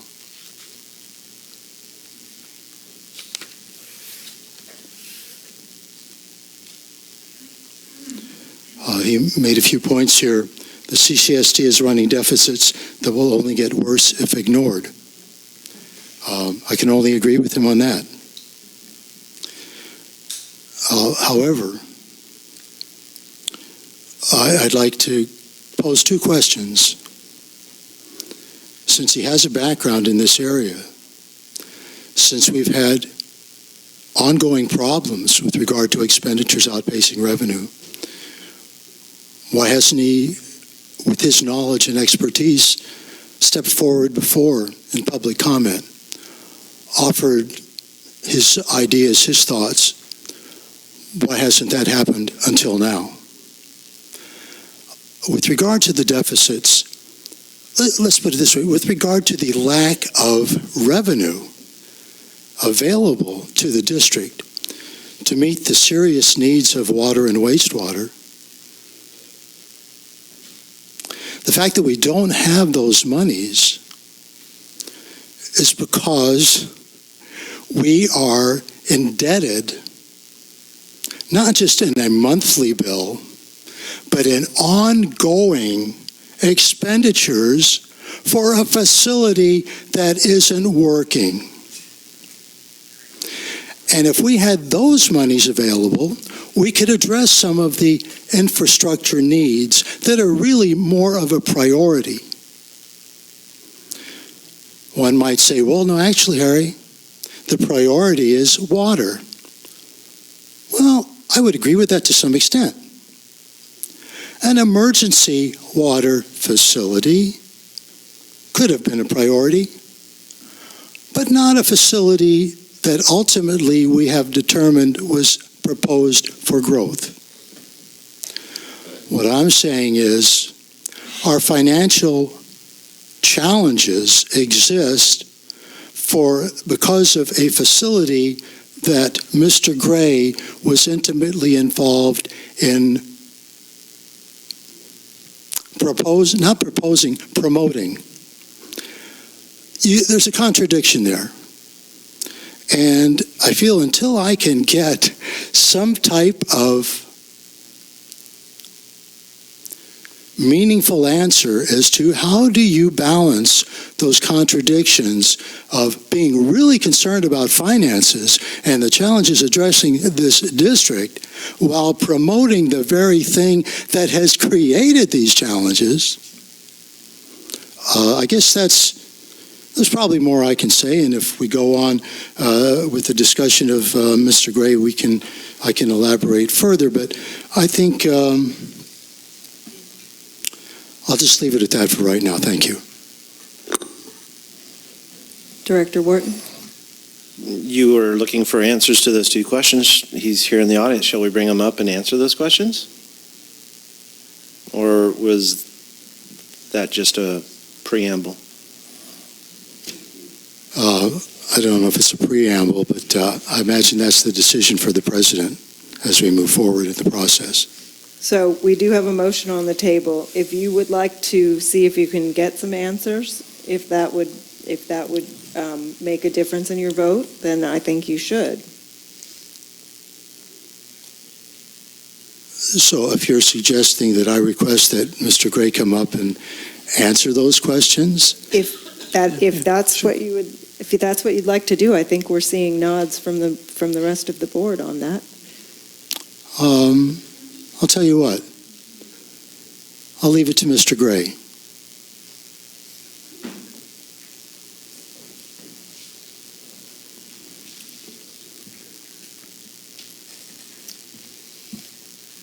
First, I think I need to hear it as a question, concisely. How do you balance your? Well, it's a two-part question. So, how do you state here the serious concern that you have about the deficits that the district is running in? So I'm wondering why you haven't offered your expertise to the district. I guess you're offering it now since you are applying, but why haven't we heard more from you in the past couple of years as these challenges have continued to kind of, how could you say it, continue to grow? Well, part of it is my understanding that to really get things done on this board, you have to be on the board. Well, let me, pardon me for interrupting, but we have, people that get up and speak in public comment. Well, I want to say something about that because people speak in public comment, and part of the rules of having meetings here is that public comments are not supposed to be parts of debates. Yes, you can state your opinion in public comment, but it is simply a comment. It doesn't have any real, you don't get question and answer, you don't get a debate, you're not supposed to. So public comment to me is a great thing to have, but it's not a way to actually get things done. Being on the board is a way to get things done. The other question I think is inside your, or the idea that's inside your question, the premise I'd like to address is that the source of the district's fiscal problems is the EWS. 2 points to make about that. One is that the EWS was built, financed with a dedicated revenue stream of rates, of water rates, that was there from the start, that in fact does cover the financing. It covers most of the operating expenses. There's a certain amount of deficit that's present right now. It may not be there once the pond is decommissioned. I don't get in the weeds with this, but when the pond is decommissioned, you have to pay $70,000 for the performance bond, things like that. The real problems in the district are not in that part of in that fund. And you have to remember, I think you all know, that the district does not just have one big pot of operating money. It has enterprise funds, which are supposed to run independently, essentially as businesses, and it's got the general fund, which is covering expenses like the fire department, administration, parks and recreation. You know all that. The problem of deficits is you cannot run a deficit in one of those funds, say the enterprise funds, at a loss, and the wastewater fund is being run at a loss. It's in hock to the general fund. You can't just borrow money from the general fund indefinitely for the wastewater fund. The deficits are, and wastewater is probably the most serious one because you're also foregoing a lot of capital work that needs to be done. The other big deficit is in the general fund, and this is new. And I'm going to say this, probably not everybody's going to like this, but we talked a little bit about, and I think President Rice talked a little bit about the problem of financing the SAFER grant firefighters. There's 3 extra firefighters that cost about $306,000 a year that are not being covered. The financing is not being covered. The funding is not being covered out of existing revenues. There's some juggling of accounts going on. But yes, we're going to have to face that. And that is another deficit item that, not people have talked about. I'm talking about now. And I think it's something that may not be very popular to say. But yes, there are areas that are not related to the EWS where there's a problem. And that's my main answer. EWS is, okay, it's a separate issue. I want to make sure that doesn't, bust its budget, it's the water budget. But wastewater is another issue. And that has to be dealt with separately. General fund has to be dealt with separately. I hope I answered the question. Okay. You got it. I just want to follow up on one thing you said, that the facility is funded by a revenue stream from water rates. Mm-hmm. So this facility hasn't been operating since December 23rd of last year. I have the expenditure report here from our very fine and soon-to-be retired finance officer. Well, I think we gave him an extension. Soon-to-be retired and will be missed at the office. Patrick O'Reilly. He was nice enough to put this together for me at my request with regard to expenditures for the facility from January 1st through basically the end of November. And the expenditures, project expenditures and operating expenditures total, and keep in mind, this facility has not been running for almost a year, $1,465,586. Now, Mr. Beringer and I were involved in the ad hoc committee for water and wastewater. And when we got together with General Manager Gruber and Engineer Greshens in February, and Engineer Greshens put a lot of time and energy into coming up with the capital improvements projects for the wastewater facility that is in need of much repair and upgrade. And the first year was about $1.3 million. And, say what you will about the need for a water facility, but not addressing the needs of the sewer plant, which is basically where we're stuck at right now in the present and foreseeable future, is a serious problem. Yet we spent almost $1.5 million on this plant that isn't even operating. Not only that, the blowers don't work. The evaporation pond is under a cease and desist order because of such poor planning and poor design. We don't even know how the brine waste is going to be disposed of. This project has yet to go before the Planning Commission and the Board of Supervisors and the Coastal Commission. It's probably going to be at least another year. Who knows what other challenges, obstacles are going to come up with this project, yet it's going to continue to drain the financial resources of the ratepayers of this community while the real issues of water and wastewater and whatever else is going to come up that might be unexpected aren't being addressed. This is a serious concern. How do you balance, and like you say, this revenue stream? We're already thinking about, maybe we should reevaluate what we're charging the ratepayers. We can only charge the ratepayers so much for something that isn't operating, that continues to suck money away. And the fact that you were the public information officer that was involved in promoting this project, I just have a lot of trouble. And as I said, Tom, I appreciate your knowledge, your skills, what you could bring to the table. However, I have a lot of difficulty coming to grips with where we're stuck now, why and how it happened, and how to move forward to address these really serious problems that have been created by the board that was here basically before me that you were involved with. So, Vice President Farmer, you used the phrase "how to move forward," which I think is what we should be talking about. I want to ask. I don't want to sound argumentative, but I want to ask a question. Why don't you answer mine first? How do I balance? Would you state the question again? And try to state it briefly.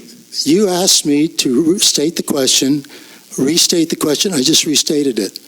So, I guess what I'm asking is, how do we resolve the financial challenges that address this district when the financial challenges are being created by this facility that isn't working, that has had serious flaws in it? We don't know the environmental challenges, and that's what's causing the financial problems, as you would describe it, the deficits. Well, my answer to when I did answer that last question, I did explain why the financial deficits are not really connected directly, or the major financial deficits aren't correctly connected to the water project. But I have to say, wait, listen to me. Please show some respect, please. I have an answer which will come in the form of a question, but it's also sort of an answer. Yes, okay, there are fiscal issues, and then in the district, and I think Vice President Farmer clearly considers the EWS the cause of those financial problems. Then the question becomes, if we're going to solve the financial problems, how do you propose, or does Vice President Farmer propose to solve those financial problems vis-a-vis the water project? Because I get the assumption, I get the premise in this whole line of argument is that this is the cause of our problems. So if it's the cause of our problems, we should somehow get rid of it or do something to stop spending the money on it. Well, we're spending $660,000 a year on principal and interest. Do we stop spending money on that?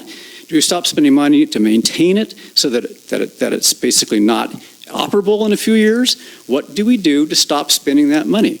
I think the money, some of the money that was quoted in your from Patrick O'Reilly's total is probably construction money having to do with the actual project. So I don't know. But in the budget that was adopted, you had about $960,000 spent on operating it. Okay, how do we save that money? Well, do we want to get rid of the project? And that's the question I pose to you, because if it's the problem... Well, it doesn't answer the question that I think he was asking, and if I may take the liberty to restate it.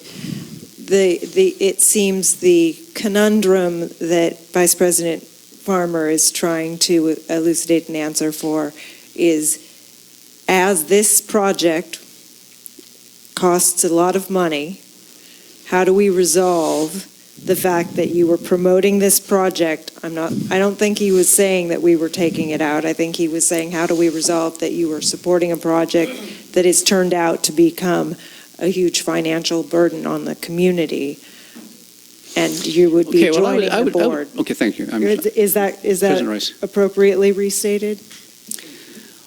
I would argue that my view then and my view now is that the project is necessary. It's a burden, but it's a burden the community needs to have for protection against droughts and for water security. It is not meant to be used always. It's not meant to be run all the time. Of course, in this past year, it was a wet year. But then when there's in dry years, it's there. In dry years, it's there. So I say it's a necessary expense. That's my answer. Director Barron. May I add a little bit that there was a lot of the money that was spent last year was on the EIR and that type of thing, and they a lot of items were put into that. Any issues that came up with staff time, et cetera, that was required. There was a lot of testing that needed to be done that will go away over a period of time. And one other thing that I'd like to mention, and I appreciate the fact that Vice President Farmer is actually kind of has an open mind on the qualifications of Mr. Gray. His biggest problem, and I don't think it's going to go away today, is that he feels that the money we're spending and continue to spend on the EWS is problematic. And of course it's problematic. Another thing that Mr. Gray said, though, is that when he was working for the district, he was clarifying and refining issues that were going on while it was being produced. It wasn't his personal opinion. It was the opinion of the board. It was clarifying things that the CDM Smith was doing. It was clarifying things as far as the emergency permit and what its status was and what it could do. He wasn't promoting that project as much as he was just using his skills as a reporter, as a journalist, and he believed in it. There's no doubt about that. But when the facts came out, and when it went into the newspaper, or it was a press release or something, he was discussing the facts. He was saying what the facts were. He tried his best, and I think he did a very good job of explaining to the people what it was. To hold him accountable for the EWS, I think, is a stretch. If Mr. Gray had not been the public relations face of the district at the time, I believe that even Director Farmer would be supporting him based upon his background. So one additional thing I'd like to bring up is that one of the issues that President Rice had is that in follow-up questions, he said no tax increase. I wrote that down myself because there is the issue of taking care of the ranch and all of the general fund issues, build-out reduction and stuff, which may or may not require a tax increase. However, we can support an extra firefighter, I'm sure Mr. Gray would, by perhaps increasing the collection fee that waste management. We could take a more of a franchise fee. There's other ways to do it. Now, I do think, and I'll say it, and I've said it many times, we do need tax increase, not a ratepayers increase, a tax increase. We haven't had one since I've been here, but there's a line item we can put on our, and I think I'm the only taxpayer here on the board. Anyway, I'd like to put a tax on my property in order to help maintain the forest. I'd like to put an additional tax to help that extra firefighter. We need it. We never had any So money. does Mr. Gray support I that? don't know. Perhaps I should respond. Perhaps I should respond. Do you want me to stay up here, or? What I would like to do is, I think that It's I up would to you. like you to answer the yes or no on the tax increase, and I think then Yes. we can call the Thank you. question. Yeah, that is a good question. Briefly. There's a limited repertoire of taxes that a special district can levy, and it has to be with 2/3 vote of the people. Specific to what he was just speaking What about. he's saying, yeah. I would say that, Would you a support parcel tax to me is probably the most regressive possible tax that you can levy. And of course, there's a reason is it needs a 2/3 vote. Every property owner, the way they're usually done, no matter what the value or the size of the property, no matter what Is their that income. a yes or a no? It's a no. Thank It's a you. no on parcel taxes. Thank you very much. There may be other strategies, Thank you very much. but that's it. Thank you. Thank you. I call the question. It was moved by Director Behringer, seconded by Director Wharton. Director Behringer. Aye.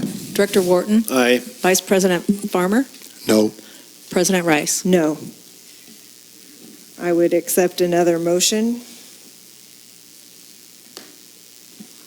I make a motion that we consider Dwayne Lee for the position of director on the board. Second. Would you like to speak to your motion, please?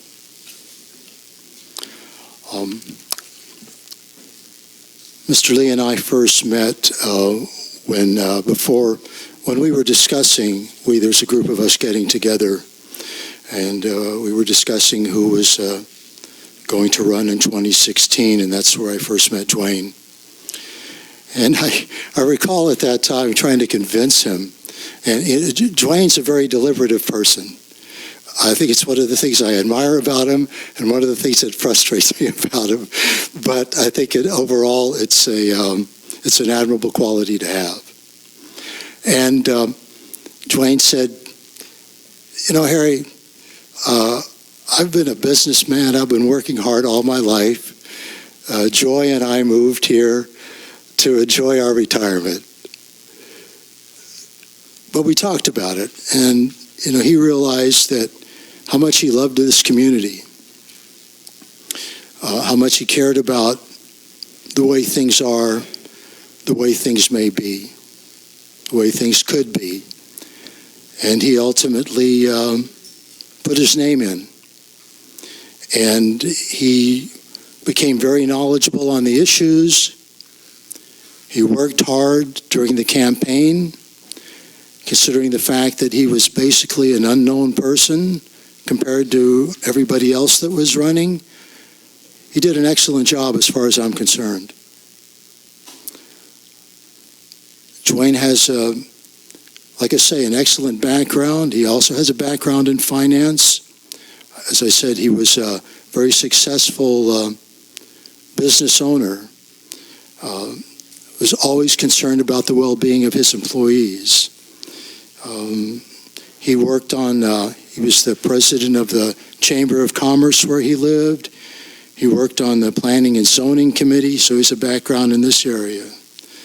I think the thing that I really appreciate about Dwayne is that, as I said, he wants to give back to this community.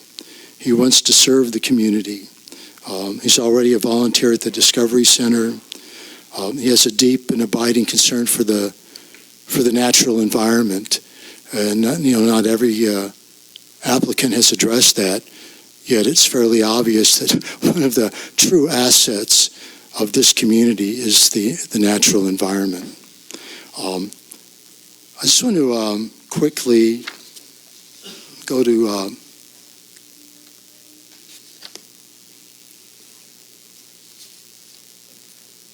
see, I had something here on page 35. He just basically talks about his concern about the EWF.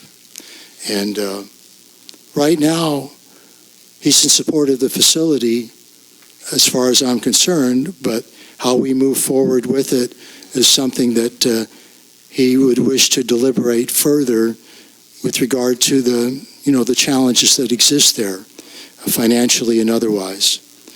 So as I said, Dwayne he's been very successful in his life. He loves this community. He really cares about the future of this district and the town. And I think like I said, he's a very level-headed, thoughtful, deliberative person. And I think he'd be without an agenda. And I think he'd be an excellent asset to this board. I think that I had a similar experience. I think I was at that meeting where we both met Mr. Lee and Joy. And frankly, I've always liked him, and during the campaign, I supported his efforts. It was a lot of support at the time, and I believe that support is still there.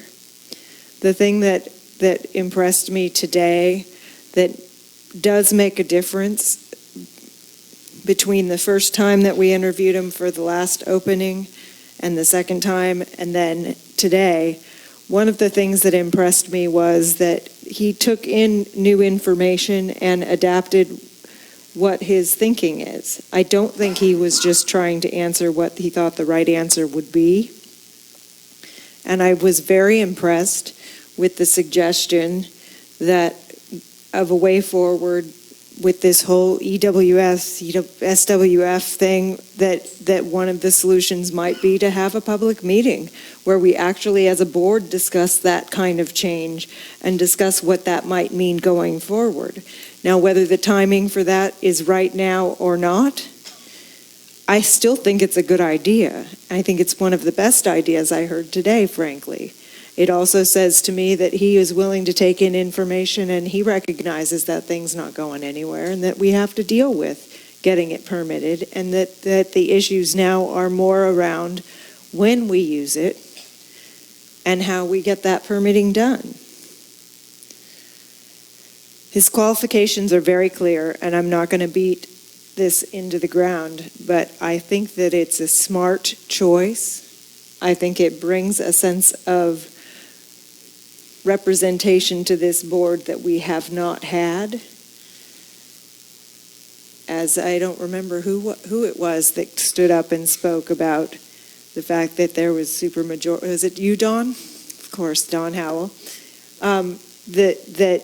That we've had a supermajority for a long time, and I think that having somebody that's willing to change their mind when they get new information, somebody that has shown a commitment to being on the board, both in running and in putting his name in both the first time and this time.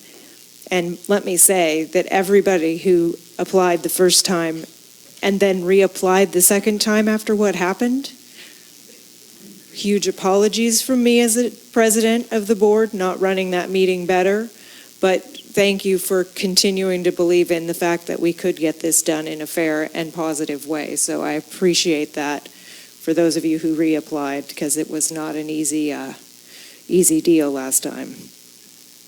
I would hope that we could get a third vote for Mr. Lee on this board, and I would take any further discussion. Yeah, I first met Dwayne Lee September 29th at the candidate forum at the Cambria Pines Lodge. The one thing that really stuck out to me, and I, after the event was over, I did approach him and Mr. Kirky and asked him to clarify, because he had stated if you want to live or move here, then you should buy an existing home. And to me, that showed that he was not in support of the EWS. In our brief conversation, he then tried to backpedal and clarify his statement a little bit more, and it really just didn't stick well with me. And then April 14th of 2017, I realized he was number 16 to sign a petition put forth by a member of the community that had language in it that was, frankly, I felt unfair, unclear, maybe to mislead some people who aren't delving into the issues of the EWS. Since I had a couple friends on social media contact me and ask me what I think about it, and they had signed the petition, but they didn't know what they were signing. They wanted to shut the thing down. So that petition so now we are vacillating back and forth between is he going to support it? Is he not going to support it? Is he going to support it? Who's in his ear at this particular time? And then in his letter, or his application, he states that he didn't have enough knowledge to move the EWS to an SWF, and I do acknowledge there is a difference there. I see that. But he had enough knowledge to sign the petition seeking the cease and desist of the EWS. And I would just like to ask him, if you don't have enough knowledge to move, or enough information to move the EWS to an SWF, where did you get that information to put your name on the petition? Could you please approach, and I would just like, as a follow-up, so let me understand correctly. You're saying in April of 17, he signed a petition and some folks asked you, and they said they didn't really know what it was about, but you're saying that... the language of the petition was unclear. And then this application here, which is... Page 35. Now, November of this year, has a different answer. That says to me that, not that he's waffly, that says to me he got additional information and changed his mind. And if friends of yours had called you up and asked that because they were unclear because of the language, why wouldn't that be true here why wouldn't that be true for Mr. I'm asking Dwayne, not you. I'm asking the question, Dwayne. Excuse me. Please, if we are to have a civil discussion, I very much need you guys to cooperate. I'm sure that... I'm asking the question of Dwayne, not of a member of the board. I apologize for the curtness of it, but I would like to ask Dwayne, these were my questions. And I'm going to give you the time to do that, sir. But you answered the question for Dwayne, or you've laid the path for Dwayne to answer the question. So that I just would like to... I respect Dwayne. Have a conversation with Mr. Lee, but please watch your tone. Thank you. Did you understand the question put forth to you, Dwayne? Thank you for coming forward. I'll get a clarification here in a minute, but first thing I want to say is I never said that if you wanted to live here, you could buy a house here, and if you didn't like it, you could tear it down and rebuild it. I believe that was Mr. Kirky that said that, not me. So don't get me confused with somebody else, please. I was taking notes during, and your statement, if you want to live, move here, then buy an existing home. I never said that. That was Tom, not me. Okay. I never said that. To the petition issue, I thought I answered that pretty well when I included where I stood on either growth or no growth, and also the emergency water facility or the sustainable water facility. Part of what I was going for as far as when I signed that petition was that we had an impoundment pond out there that was costing this community through fines an enormous amount of money. It had run up to almost $600,000. They settled that for a little over $50,000, and you all accepted that, paid it, and then agreed to the cease and desist order. So that was what I wanted to happen, is that I did not want this to continue on so that we were losing money that we need for so many other things in fines. So that, as well as the fact that I think I've answered that, and I don't know how I can answer it any clearer as far as changing from the emergency water facility to the sustainable water facility. And for the first time in over a year, I've heard so many here, including the board, now address this as the emergency water facility. To me, it is the emergency water facility, and I stand behind that. If we need that emergency water facility because we don't have enough water, we turn it on and we use it. I'm all for that. It's even already permitted for that if we had a place to put the waste that the plant produces, which we don't. But we can fix that so that we can use it if we need it. As far as my position as to where I stand as far as changing it from the emergency water facility to the sustainable water facility, I do not have enough information right now to be for or against or before that, simply because I keep asking the question over and over and over again. As a business person, if I'm going to put in a piece of equipment to manufacture an item, before I buy that piece of equipment, I'm going to know how much that item that comes out of that equipment is going to cost me. So I'll know whether or not I'm going to be able to sell that and sell it at a profit in order to continue in business. The same way in your business. That's a fact. I cannot get an answer as to what the water that comes out of that plant will cost. I have nothing against the plant. I toured that plant. That is a state-of-the-art plant. And it is amazing. It's state-of-the-art in that it can take treated wastewater, brackish water that comes in from the ocean. It can take that and make some of the purest water you've ever seen. This is exactly the same technology that people that are in the bottled water business use. They take municipal water, run it through a facility like this, and make bottled water out of it.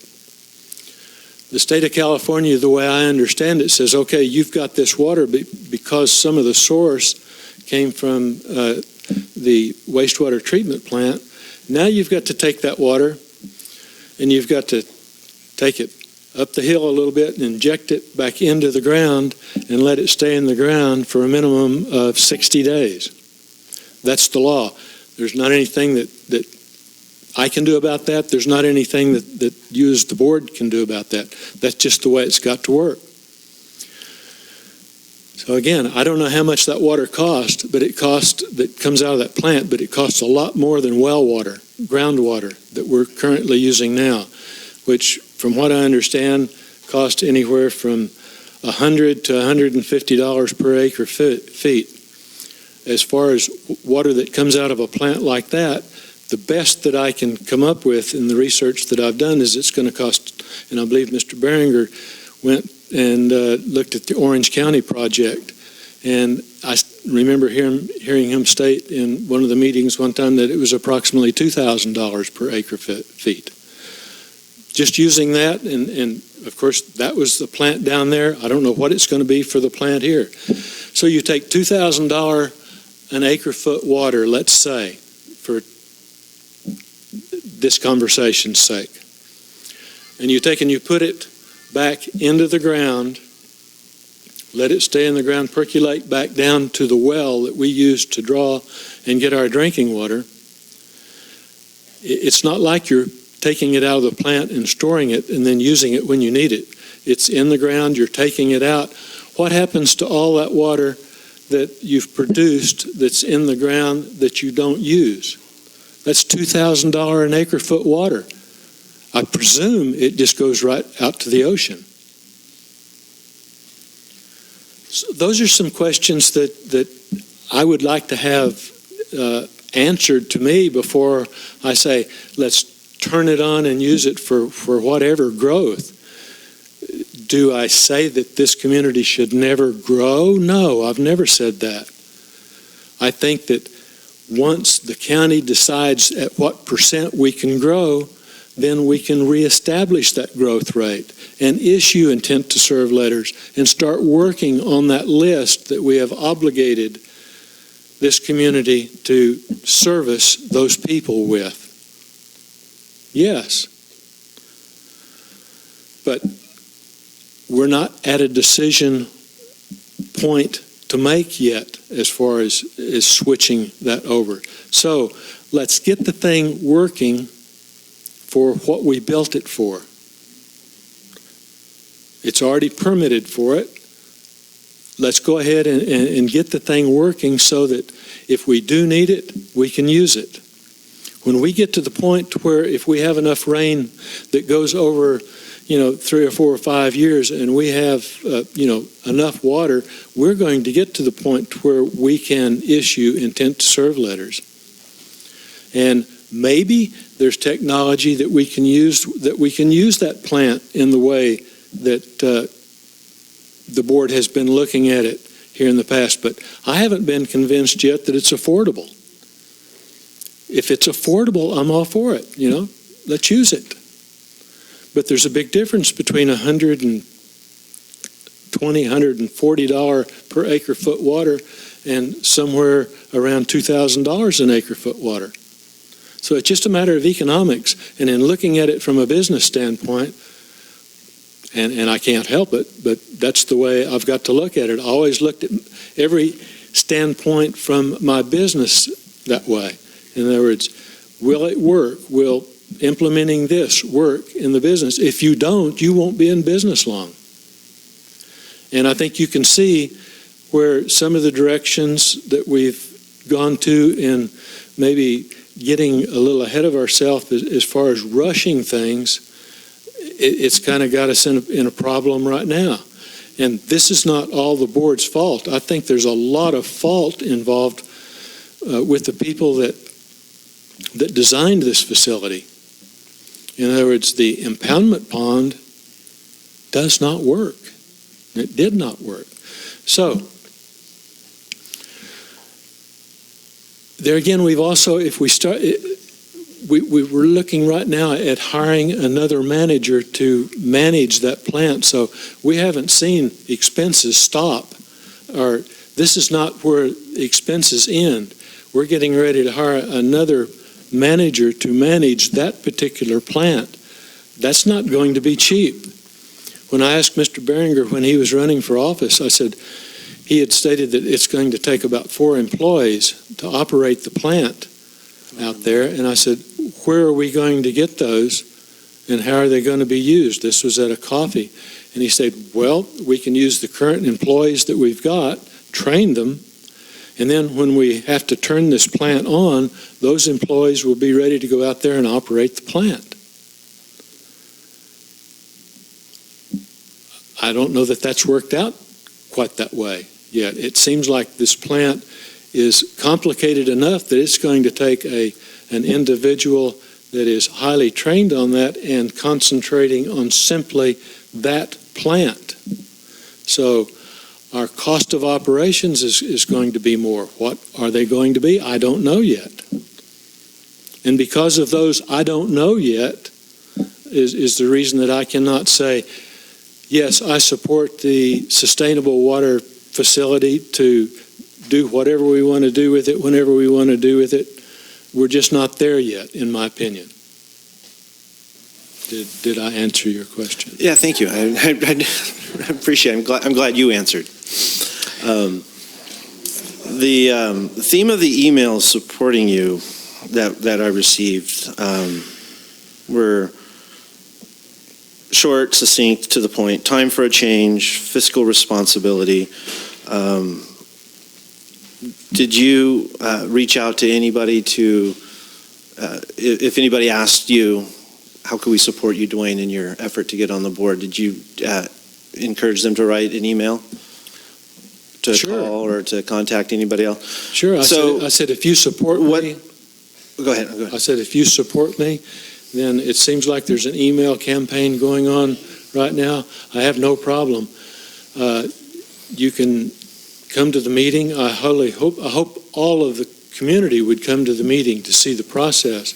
And I said, if you support me and if you want to get up in public comment and make a statement, fine. If you don't, that's fine also. So, time for a change was a common theme in your email supporting you.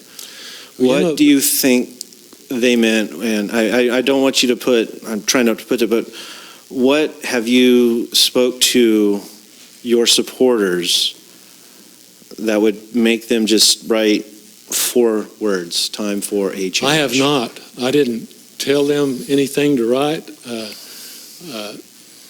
Nothing whatsoever along those lines. Right. As far as a change, if I would guess what they mean, it's time for a change that we need to quit pulling in different directions. In other words, I don't think you and I are pulling 100% in different directions, because I think if we sat down, we could come to common ground on most issues and come up with a solution. As far as the association that I've had with people that take a different stance than maybe other people in the community, maybe my supporters supported me because they did not want to return the incumbents to office. That's not my problem. In other words, they had their own reasons for either voting for me or voting for one of the incumbents. So to associate me with being 100% for whatever maybe my supporters would be for, I think is unfair, because that's not the case. I never had a single supporter, whether it was financial or otherwise, come up and say, I would like for you to run, here's a check, but don't you ever vote for or against whatever. I was never told that. So I do not owe anybody my vote.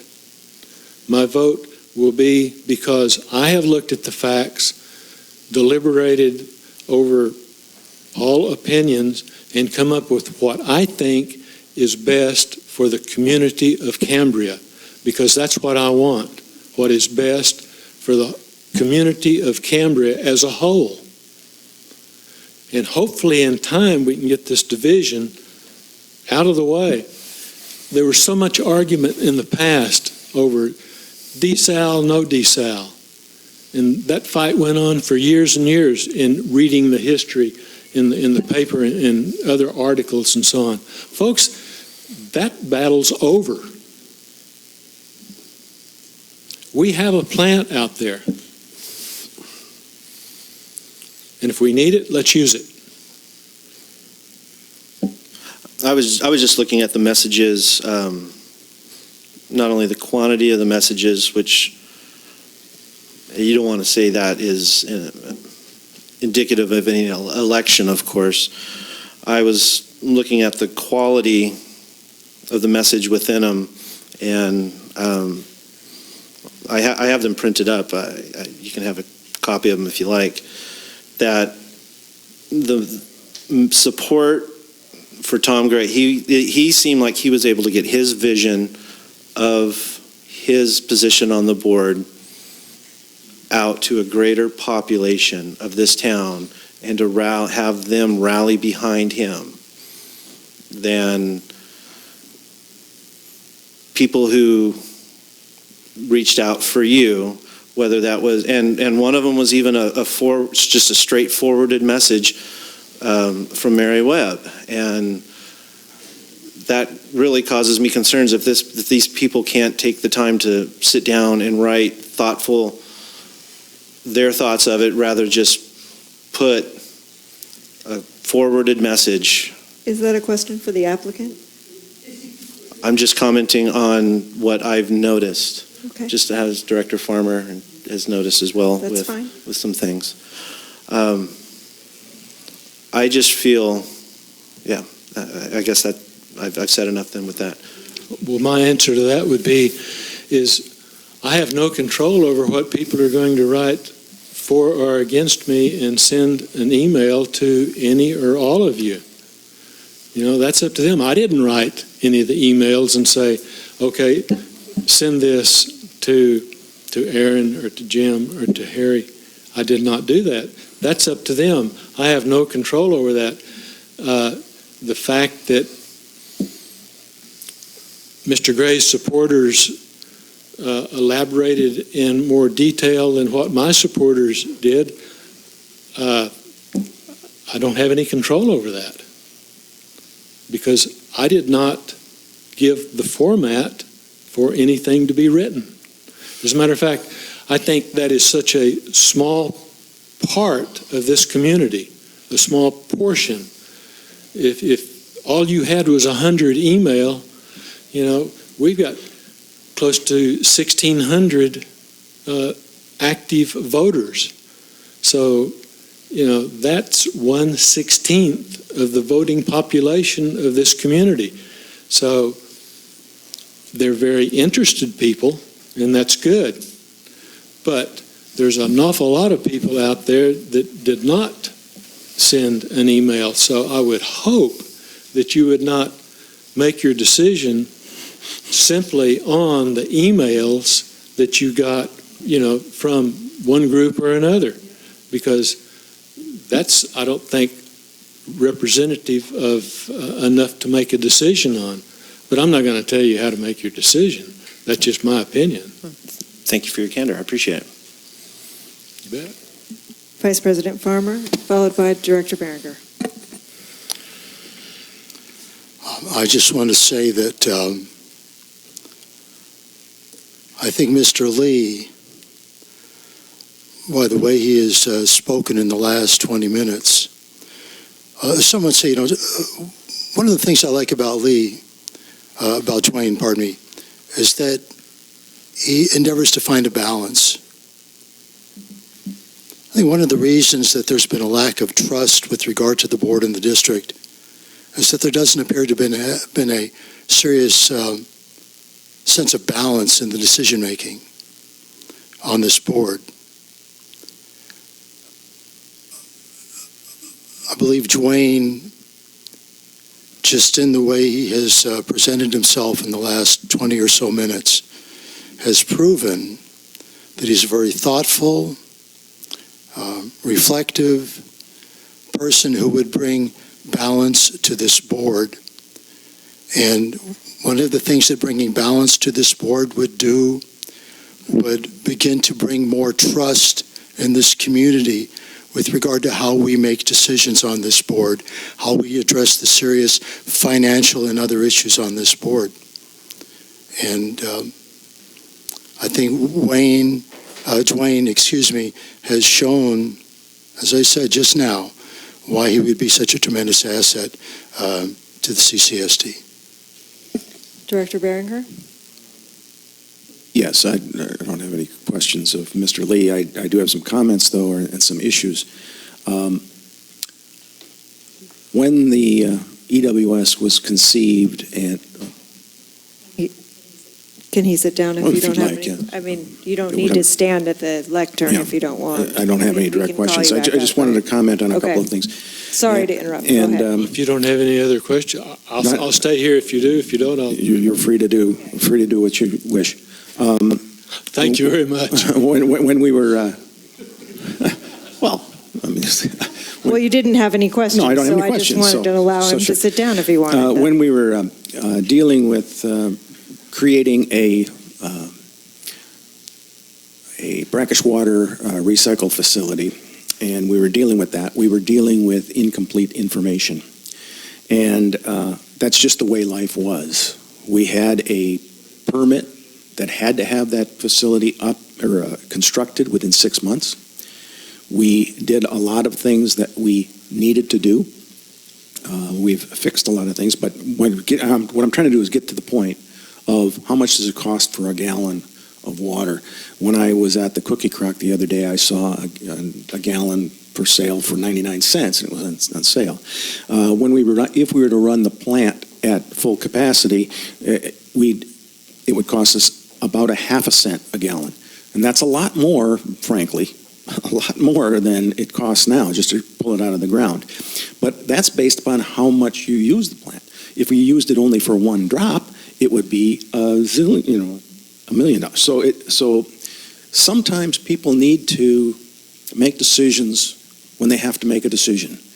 And I know a lot of people, they want to have this perfect, they can't make a decision until they have every variable there. And as a businessman, if you don't know how many units you're going to produce, and if you think you're only going to produce one, and the cost would be astronomical, that you would make a decision not to do that. But that's a businessman.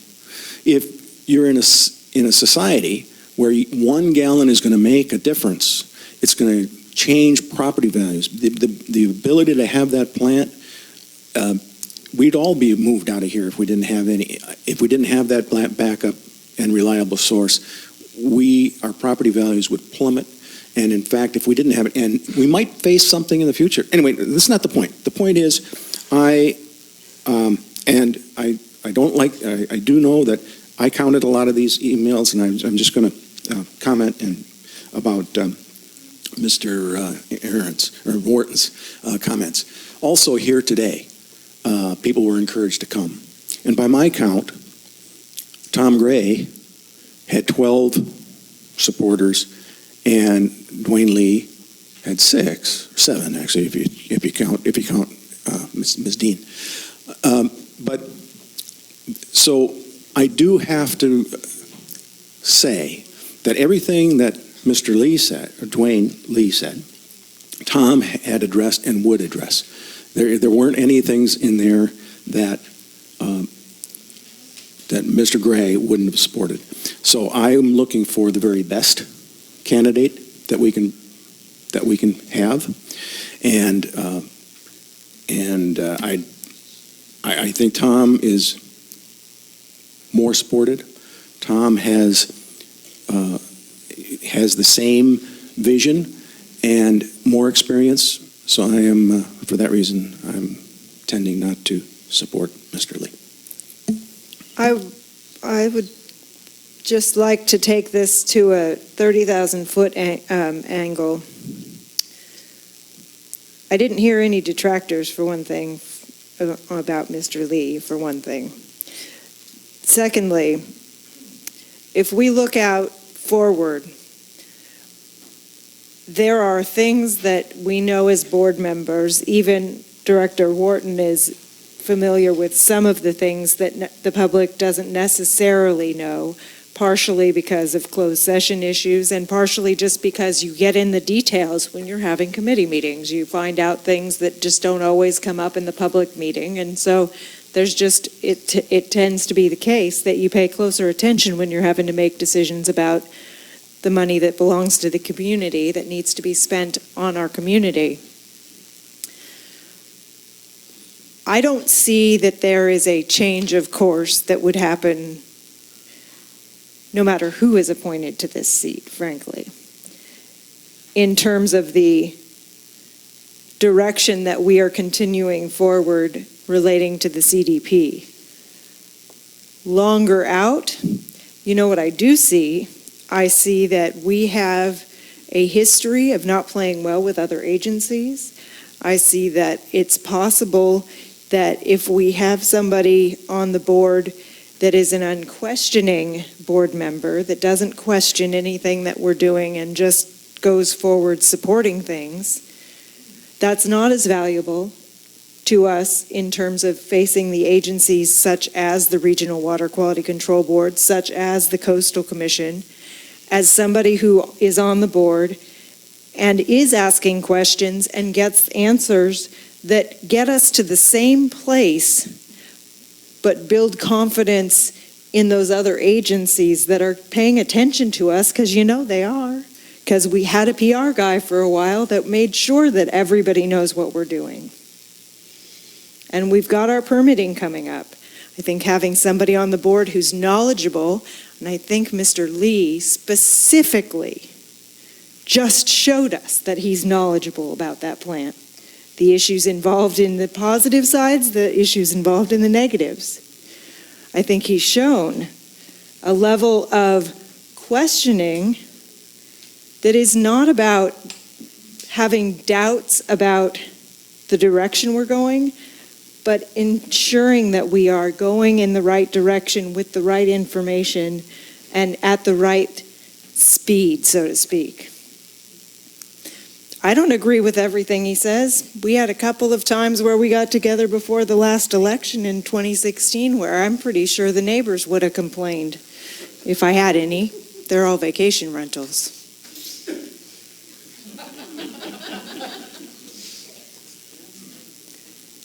There are a lot of things that this board is. I think it will be an even better board if we were to have somebody, specifically Dwayne Lee, as a part of it. I think this brief show of his understanding, it's not just that he was regurgitating text from some document. He clearly understands it. I mean, maybe that's just me because I think the guy should be on the board, but I think that it was pretty clear to the members of the public. Regarding the emails, frankly, I am so thankful we've got emails, whether they are brief or long. To me, if the opinion is expressed, I don't put any judgment on whether the person wrote incomplete. I'm an English teacher. I do not put judgment on whether they wrote a complete sentence, whether they wrote a long essay that had a topic sentence and all of the things that are supposed to have, that voided cliches. I don't do any of that. I take note that that's a member of the public giving me their opinion, and that's what I'm supposed to do. I do take it into account, but do I judge do I just count? No. Do I just count, okay, this one's worth more because it has more words? No, I don't do that. Can I make one quick comment on that? Yes, please. The majority of the emails that were supporting Dwayne Lee also said, or Karen Dean. It wasn't like, it was more of a not Tom type thing than, oh, Dwayne Lee's really good, but hey, if you don't like Dwayne, how about Karen Dean? And I didn't see any emails from anybody about any of the other great candidates we have out here. So I think that you're right. There's strong support for two candidates, and I don't want to take the candidate that isn't the best. And as far as dealing with the Coastal Commission, and dealing with the public and dealing with the agencies, to have somebody on this board that is very, very skilled at putting a position on paper that has been accepted by magazines throughout the country for many, many years. I think we need to get the message out. And I think that to have, I'm going to say it again, to have Tom Gray in that position is a superior selection. But you just described him having the job that he had while he was working for the district, which is not what a board member would be doing. That's true, but he can write an article in the paper if he wants. When he's on the street. One question was, if somebody stops you in the grocery store, what do? You listen to him. And so taking that input, and when he was talking in his extended questioning, he talked about how he was going to be able to close that divide, and how he's a listener and how he would approach problems. He was very clear with it, and a review of his responses also impressed me. And he spent some time here, and he was, in a way, and I'm not going to talk about the questioning, but he was being put more on the defensive, I think, than any of our directors did to Mr. Lee. Vice President Farmer. This may sound like the most unexpected comment that I've ever made. When you were describing the attributes of Dwayne Lee, you kind of began your statement with something, I can't remember the exact quote, but it's something along the lines of,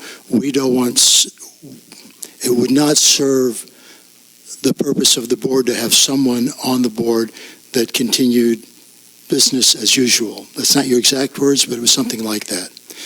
And I think what you were kind of implying at that moment would be that perhaps Mr. Gray would take a similar stance to the way things have been. I don't think that was a fair thing. Tom is his own man. I will state that. He's not necessarily the person I want on the board, but I want to give him his fair due in that regard. I still feel that Dwayne Lee is the better, would serve this board better as the next director. Thank you. Director Berenger, can you maybe describe further what it is that makes the difference? That you said that they're similar, but Tom's the best candidate, whereas Dwayne, because they are similar. Like, can you tell me where the hang up here is if they are similar? Why? What distinguishes Mr. Gray that you would say that they are basically, essentially, they're both being supported by a lot of the public, but you still think that even though we already had a vote that was a tie. We have to make a decision, and I Yes. want the best person on the board, not the next person or the next person. So can you tell me what that is? What do you mean by what makes the difference? So if you're saying Tom is the best, Yes. what is it that distinguishes him over Mr. Lee? He has more and stronger support from the community. I've seen it today in public speakers, and I've seen it, and I not only the people that spoke in the public, but all weekend long when I'm reading the measure of his support. He has far more experience. He's been in the community far longer than Mr. Lee. Mr. Lee's been here for 3 years? And five. But the idea of somebody that's been in the community and has been involved in this project, to me, is superior, and that's my position.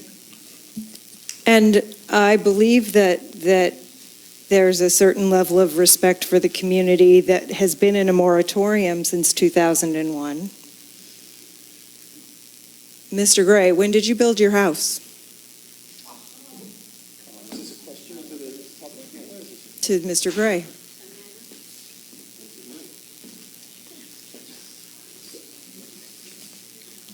You say, when did I build my house? Yes, what year did you build your house? It was built we occupied in 2011. Thank you. No, let me explain. Does that imply that it was an exemption to the moratorium? Because it wasn't. There was a water meter already active. So it was a demolition and a rebuild. So it was not, I don't know what the question was, but it's not an exception to the moratorium. I didn't mean to imply it was an exception to the moratorium. There's a moratorium on because we have not enough fire protection for water storage for fire protection. We're trying to limit the number of houses that are built here because we don't have enough water for fire protection. The fact that Understood, but there was a house there before, and there's one house there now. So I'm just saying. Any more questions? You weren't implying anything? Okay, all right.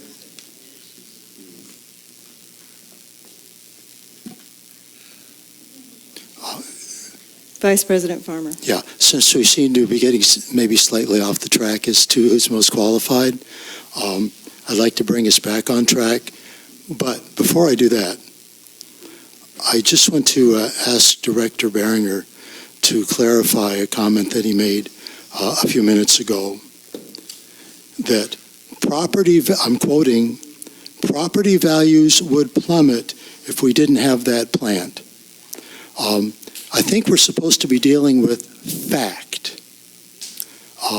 Can you state with absolute fact that property values will plummet if we didn't have that plant?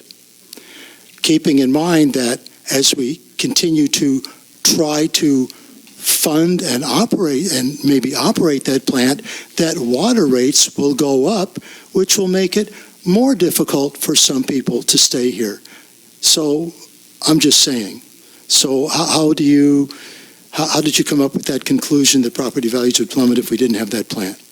You mean like people won't come here if they don't think we're going to have adequate amount of water? Is that what you're saying? That's correct.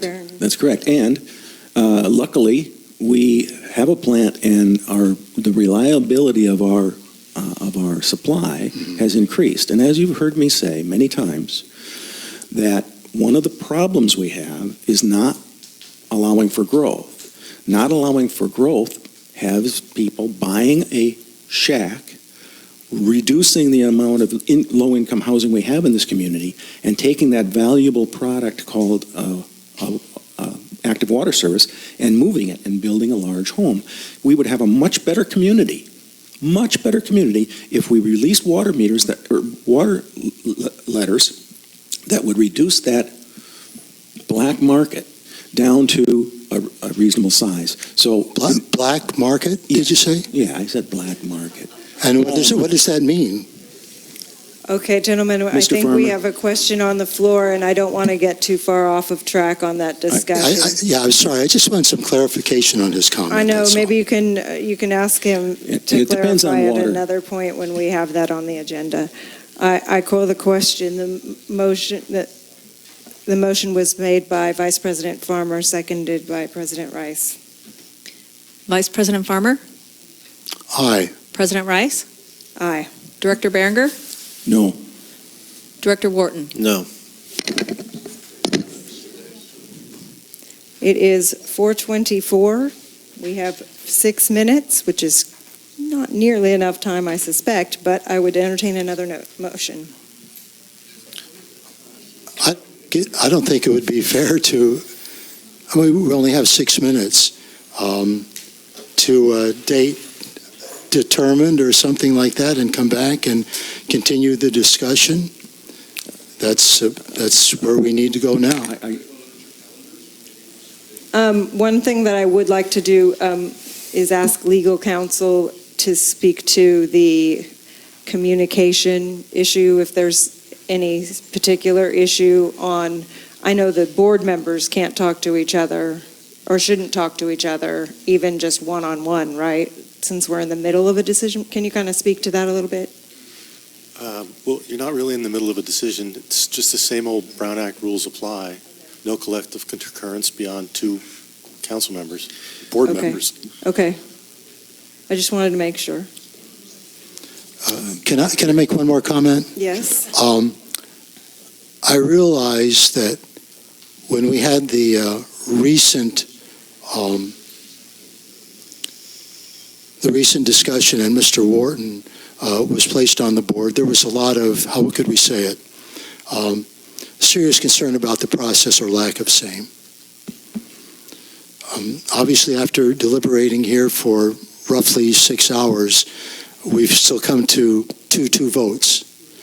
But I hope in some fashion that the community realizes that we've really had, for the most part, very healthy participation from the board, the district, the board, the community, and the applicants to a much greater degree than we did last time. And that was one of the main reasons that Mr. Wharton and I were fortunate to be able to come up with this process. And I can only hope that we will come to a conclusion that will bring a greater sense of, how could I say it, appreciation for any kind of balance that we can create on this board as we move forward in making serious decisions in the future. Thank you so much. All right, let's look at a calendar. Do we have available, do we know when that's all it might be available? Wonderful, thank you. May I suggest something? Of course. I know it's just the day before our regular meeting, I think, December 12th. I do know somebody's going to be in town then.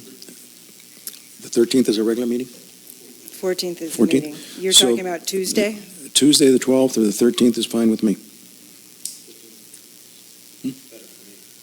13th is better? 13th is good with me. I unfortunately have some dental work that needs to be done on the 13th, and canceling that appointment probably wouldn't be a wise idea. Okay. How do people feel about the 7th? Okay. The 7th is a Regional Water Quality Control Board meeting. Right. And Mark Harrier's not going to be back until the 12th. Mark Harrier. Yeah. I nominated him before. Friday, the 12th. December 8th.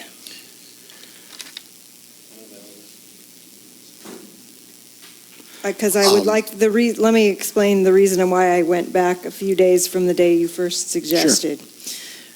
If we do have a new board member, I would like them to be on board soon enough to not have to cram for the meeting on the 14th. That's why I would like to see it sooner. And are you available on the 8th?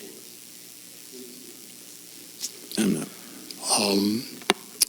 I have a previous, I actually do work.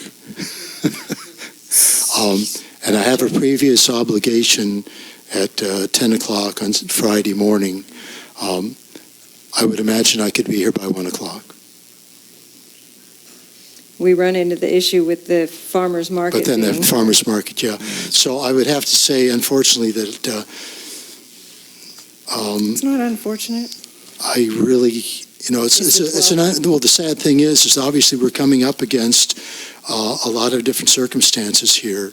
And I guess the issue would be, I have a professional obligation on Friday. Mr. Wharton has his obligation in his business on Tuesday. I'm wondering if I could just be so bold, what time do you think you might be able to make it here on Tuesday?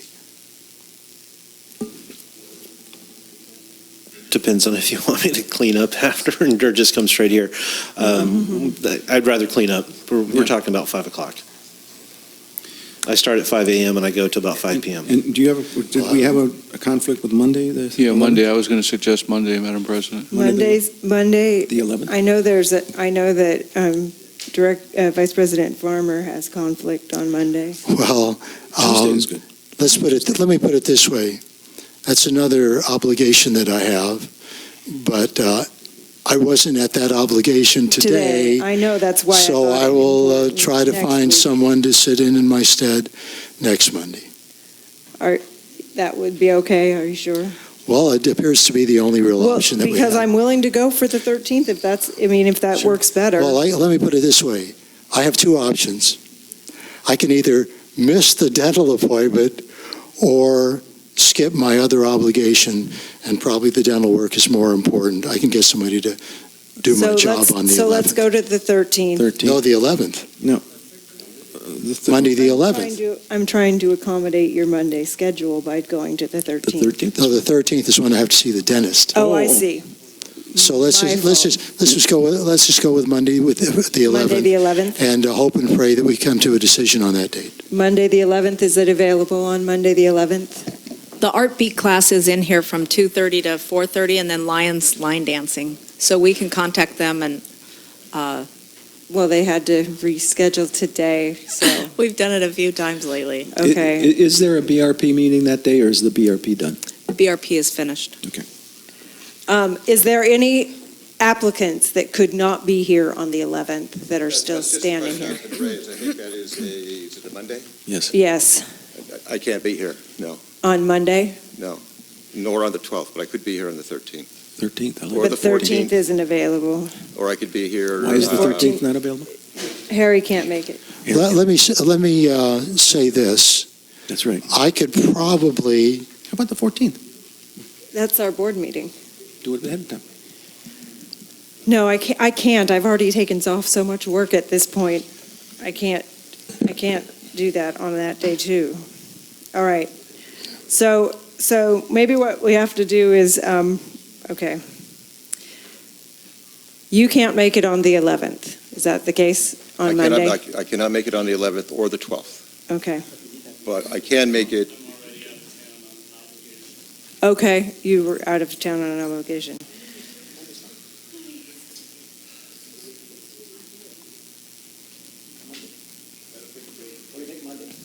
Yeah, The 11th is Yeah. better for me than the 8th. yeah. Let's do Monday, the 11th.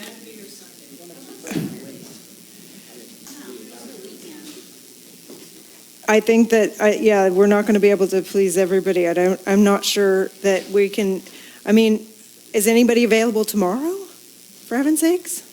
I am. No, Tuesday's bad for you. I'm sorry, I forgot Agenda? that. How are we going to? Wednesday's totally out for me. And note Thursday's a Can't no, we just right? adjourn to a date and time certain and? I move I'm that trying we to- move to Somebody mentioned this coming, Friday? Tomorrow, not going to work. Right, but that's not available, so So, go ahead. Was go that ahead, because of the Director farmers, Berenger. was that because of the farmers market? Yes. Solely? What if the meeting was scheduled earlier than the farmers market starts? Director Farmer can't be here until 1. Okay, I move that we move this meeting to Monday. I'm just trying to we can discuss this. Right. To Monday, the 11th, at 10 a.m. at the Vets Hall. And we're continuing this meeting. And so by continuing this meeting, I think that the public comment has been complete, and we should be able to do something quickly. Between 10 and 12, we should be able to get this done. I can't be here before noon. Okay, how about right after noon how about noon on the 11th? Any second on that? I'll second. Director Farmer? If it must be, it must be. Okay, Sarah. Okay. Sounds like noon on the 11th. Do we need to take a roll call? So this is going to be an adjourned special meeting, noon on the 11th. Noon on the 11th, yes.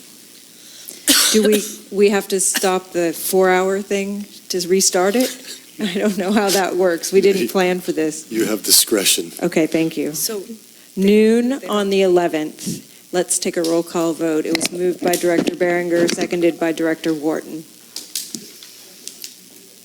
Director Berenger? Aye. Director Wharton? Aye. Vice President Farmer? Abstain. President Rice? It's a joke. Yes. Was it a yes I would then? like to encourage both Ron and Dennis to get in touch with directors so that we can be sure Was to it a get yes? any follow-up questions that we may have. Yes, that was vote passed unanimous. We will see you next Monday at noon. Thank you for your perseverance, everyone.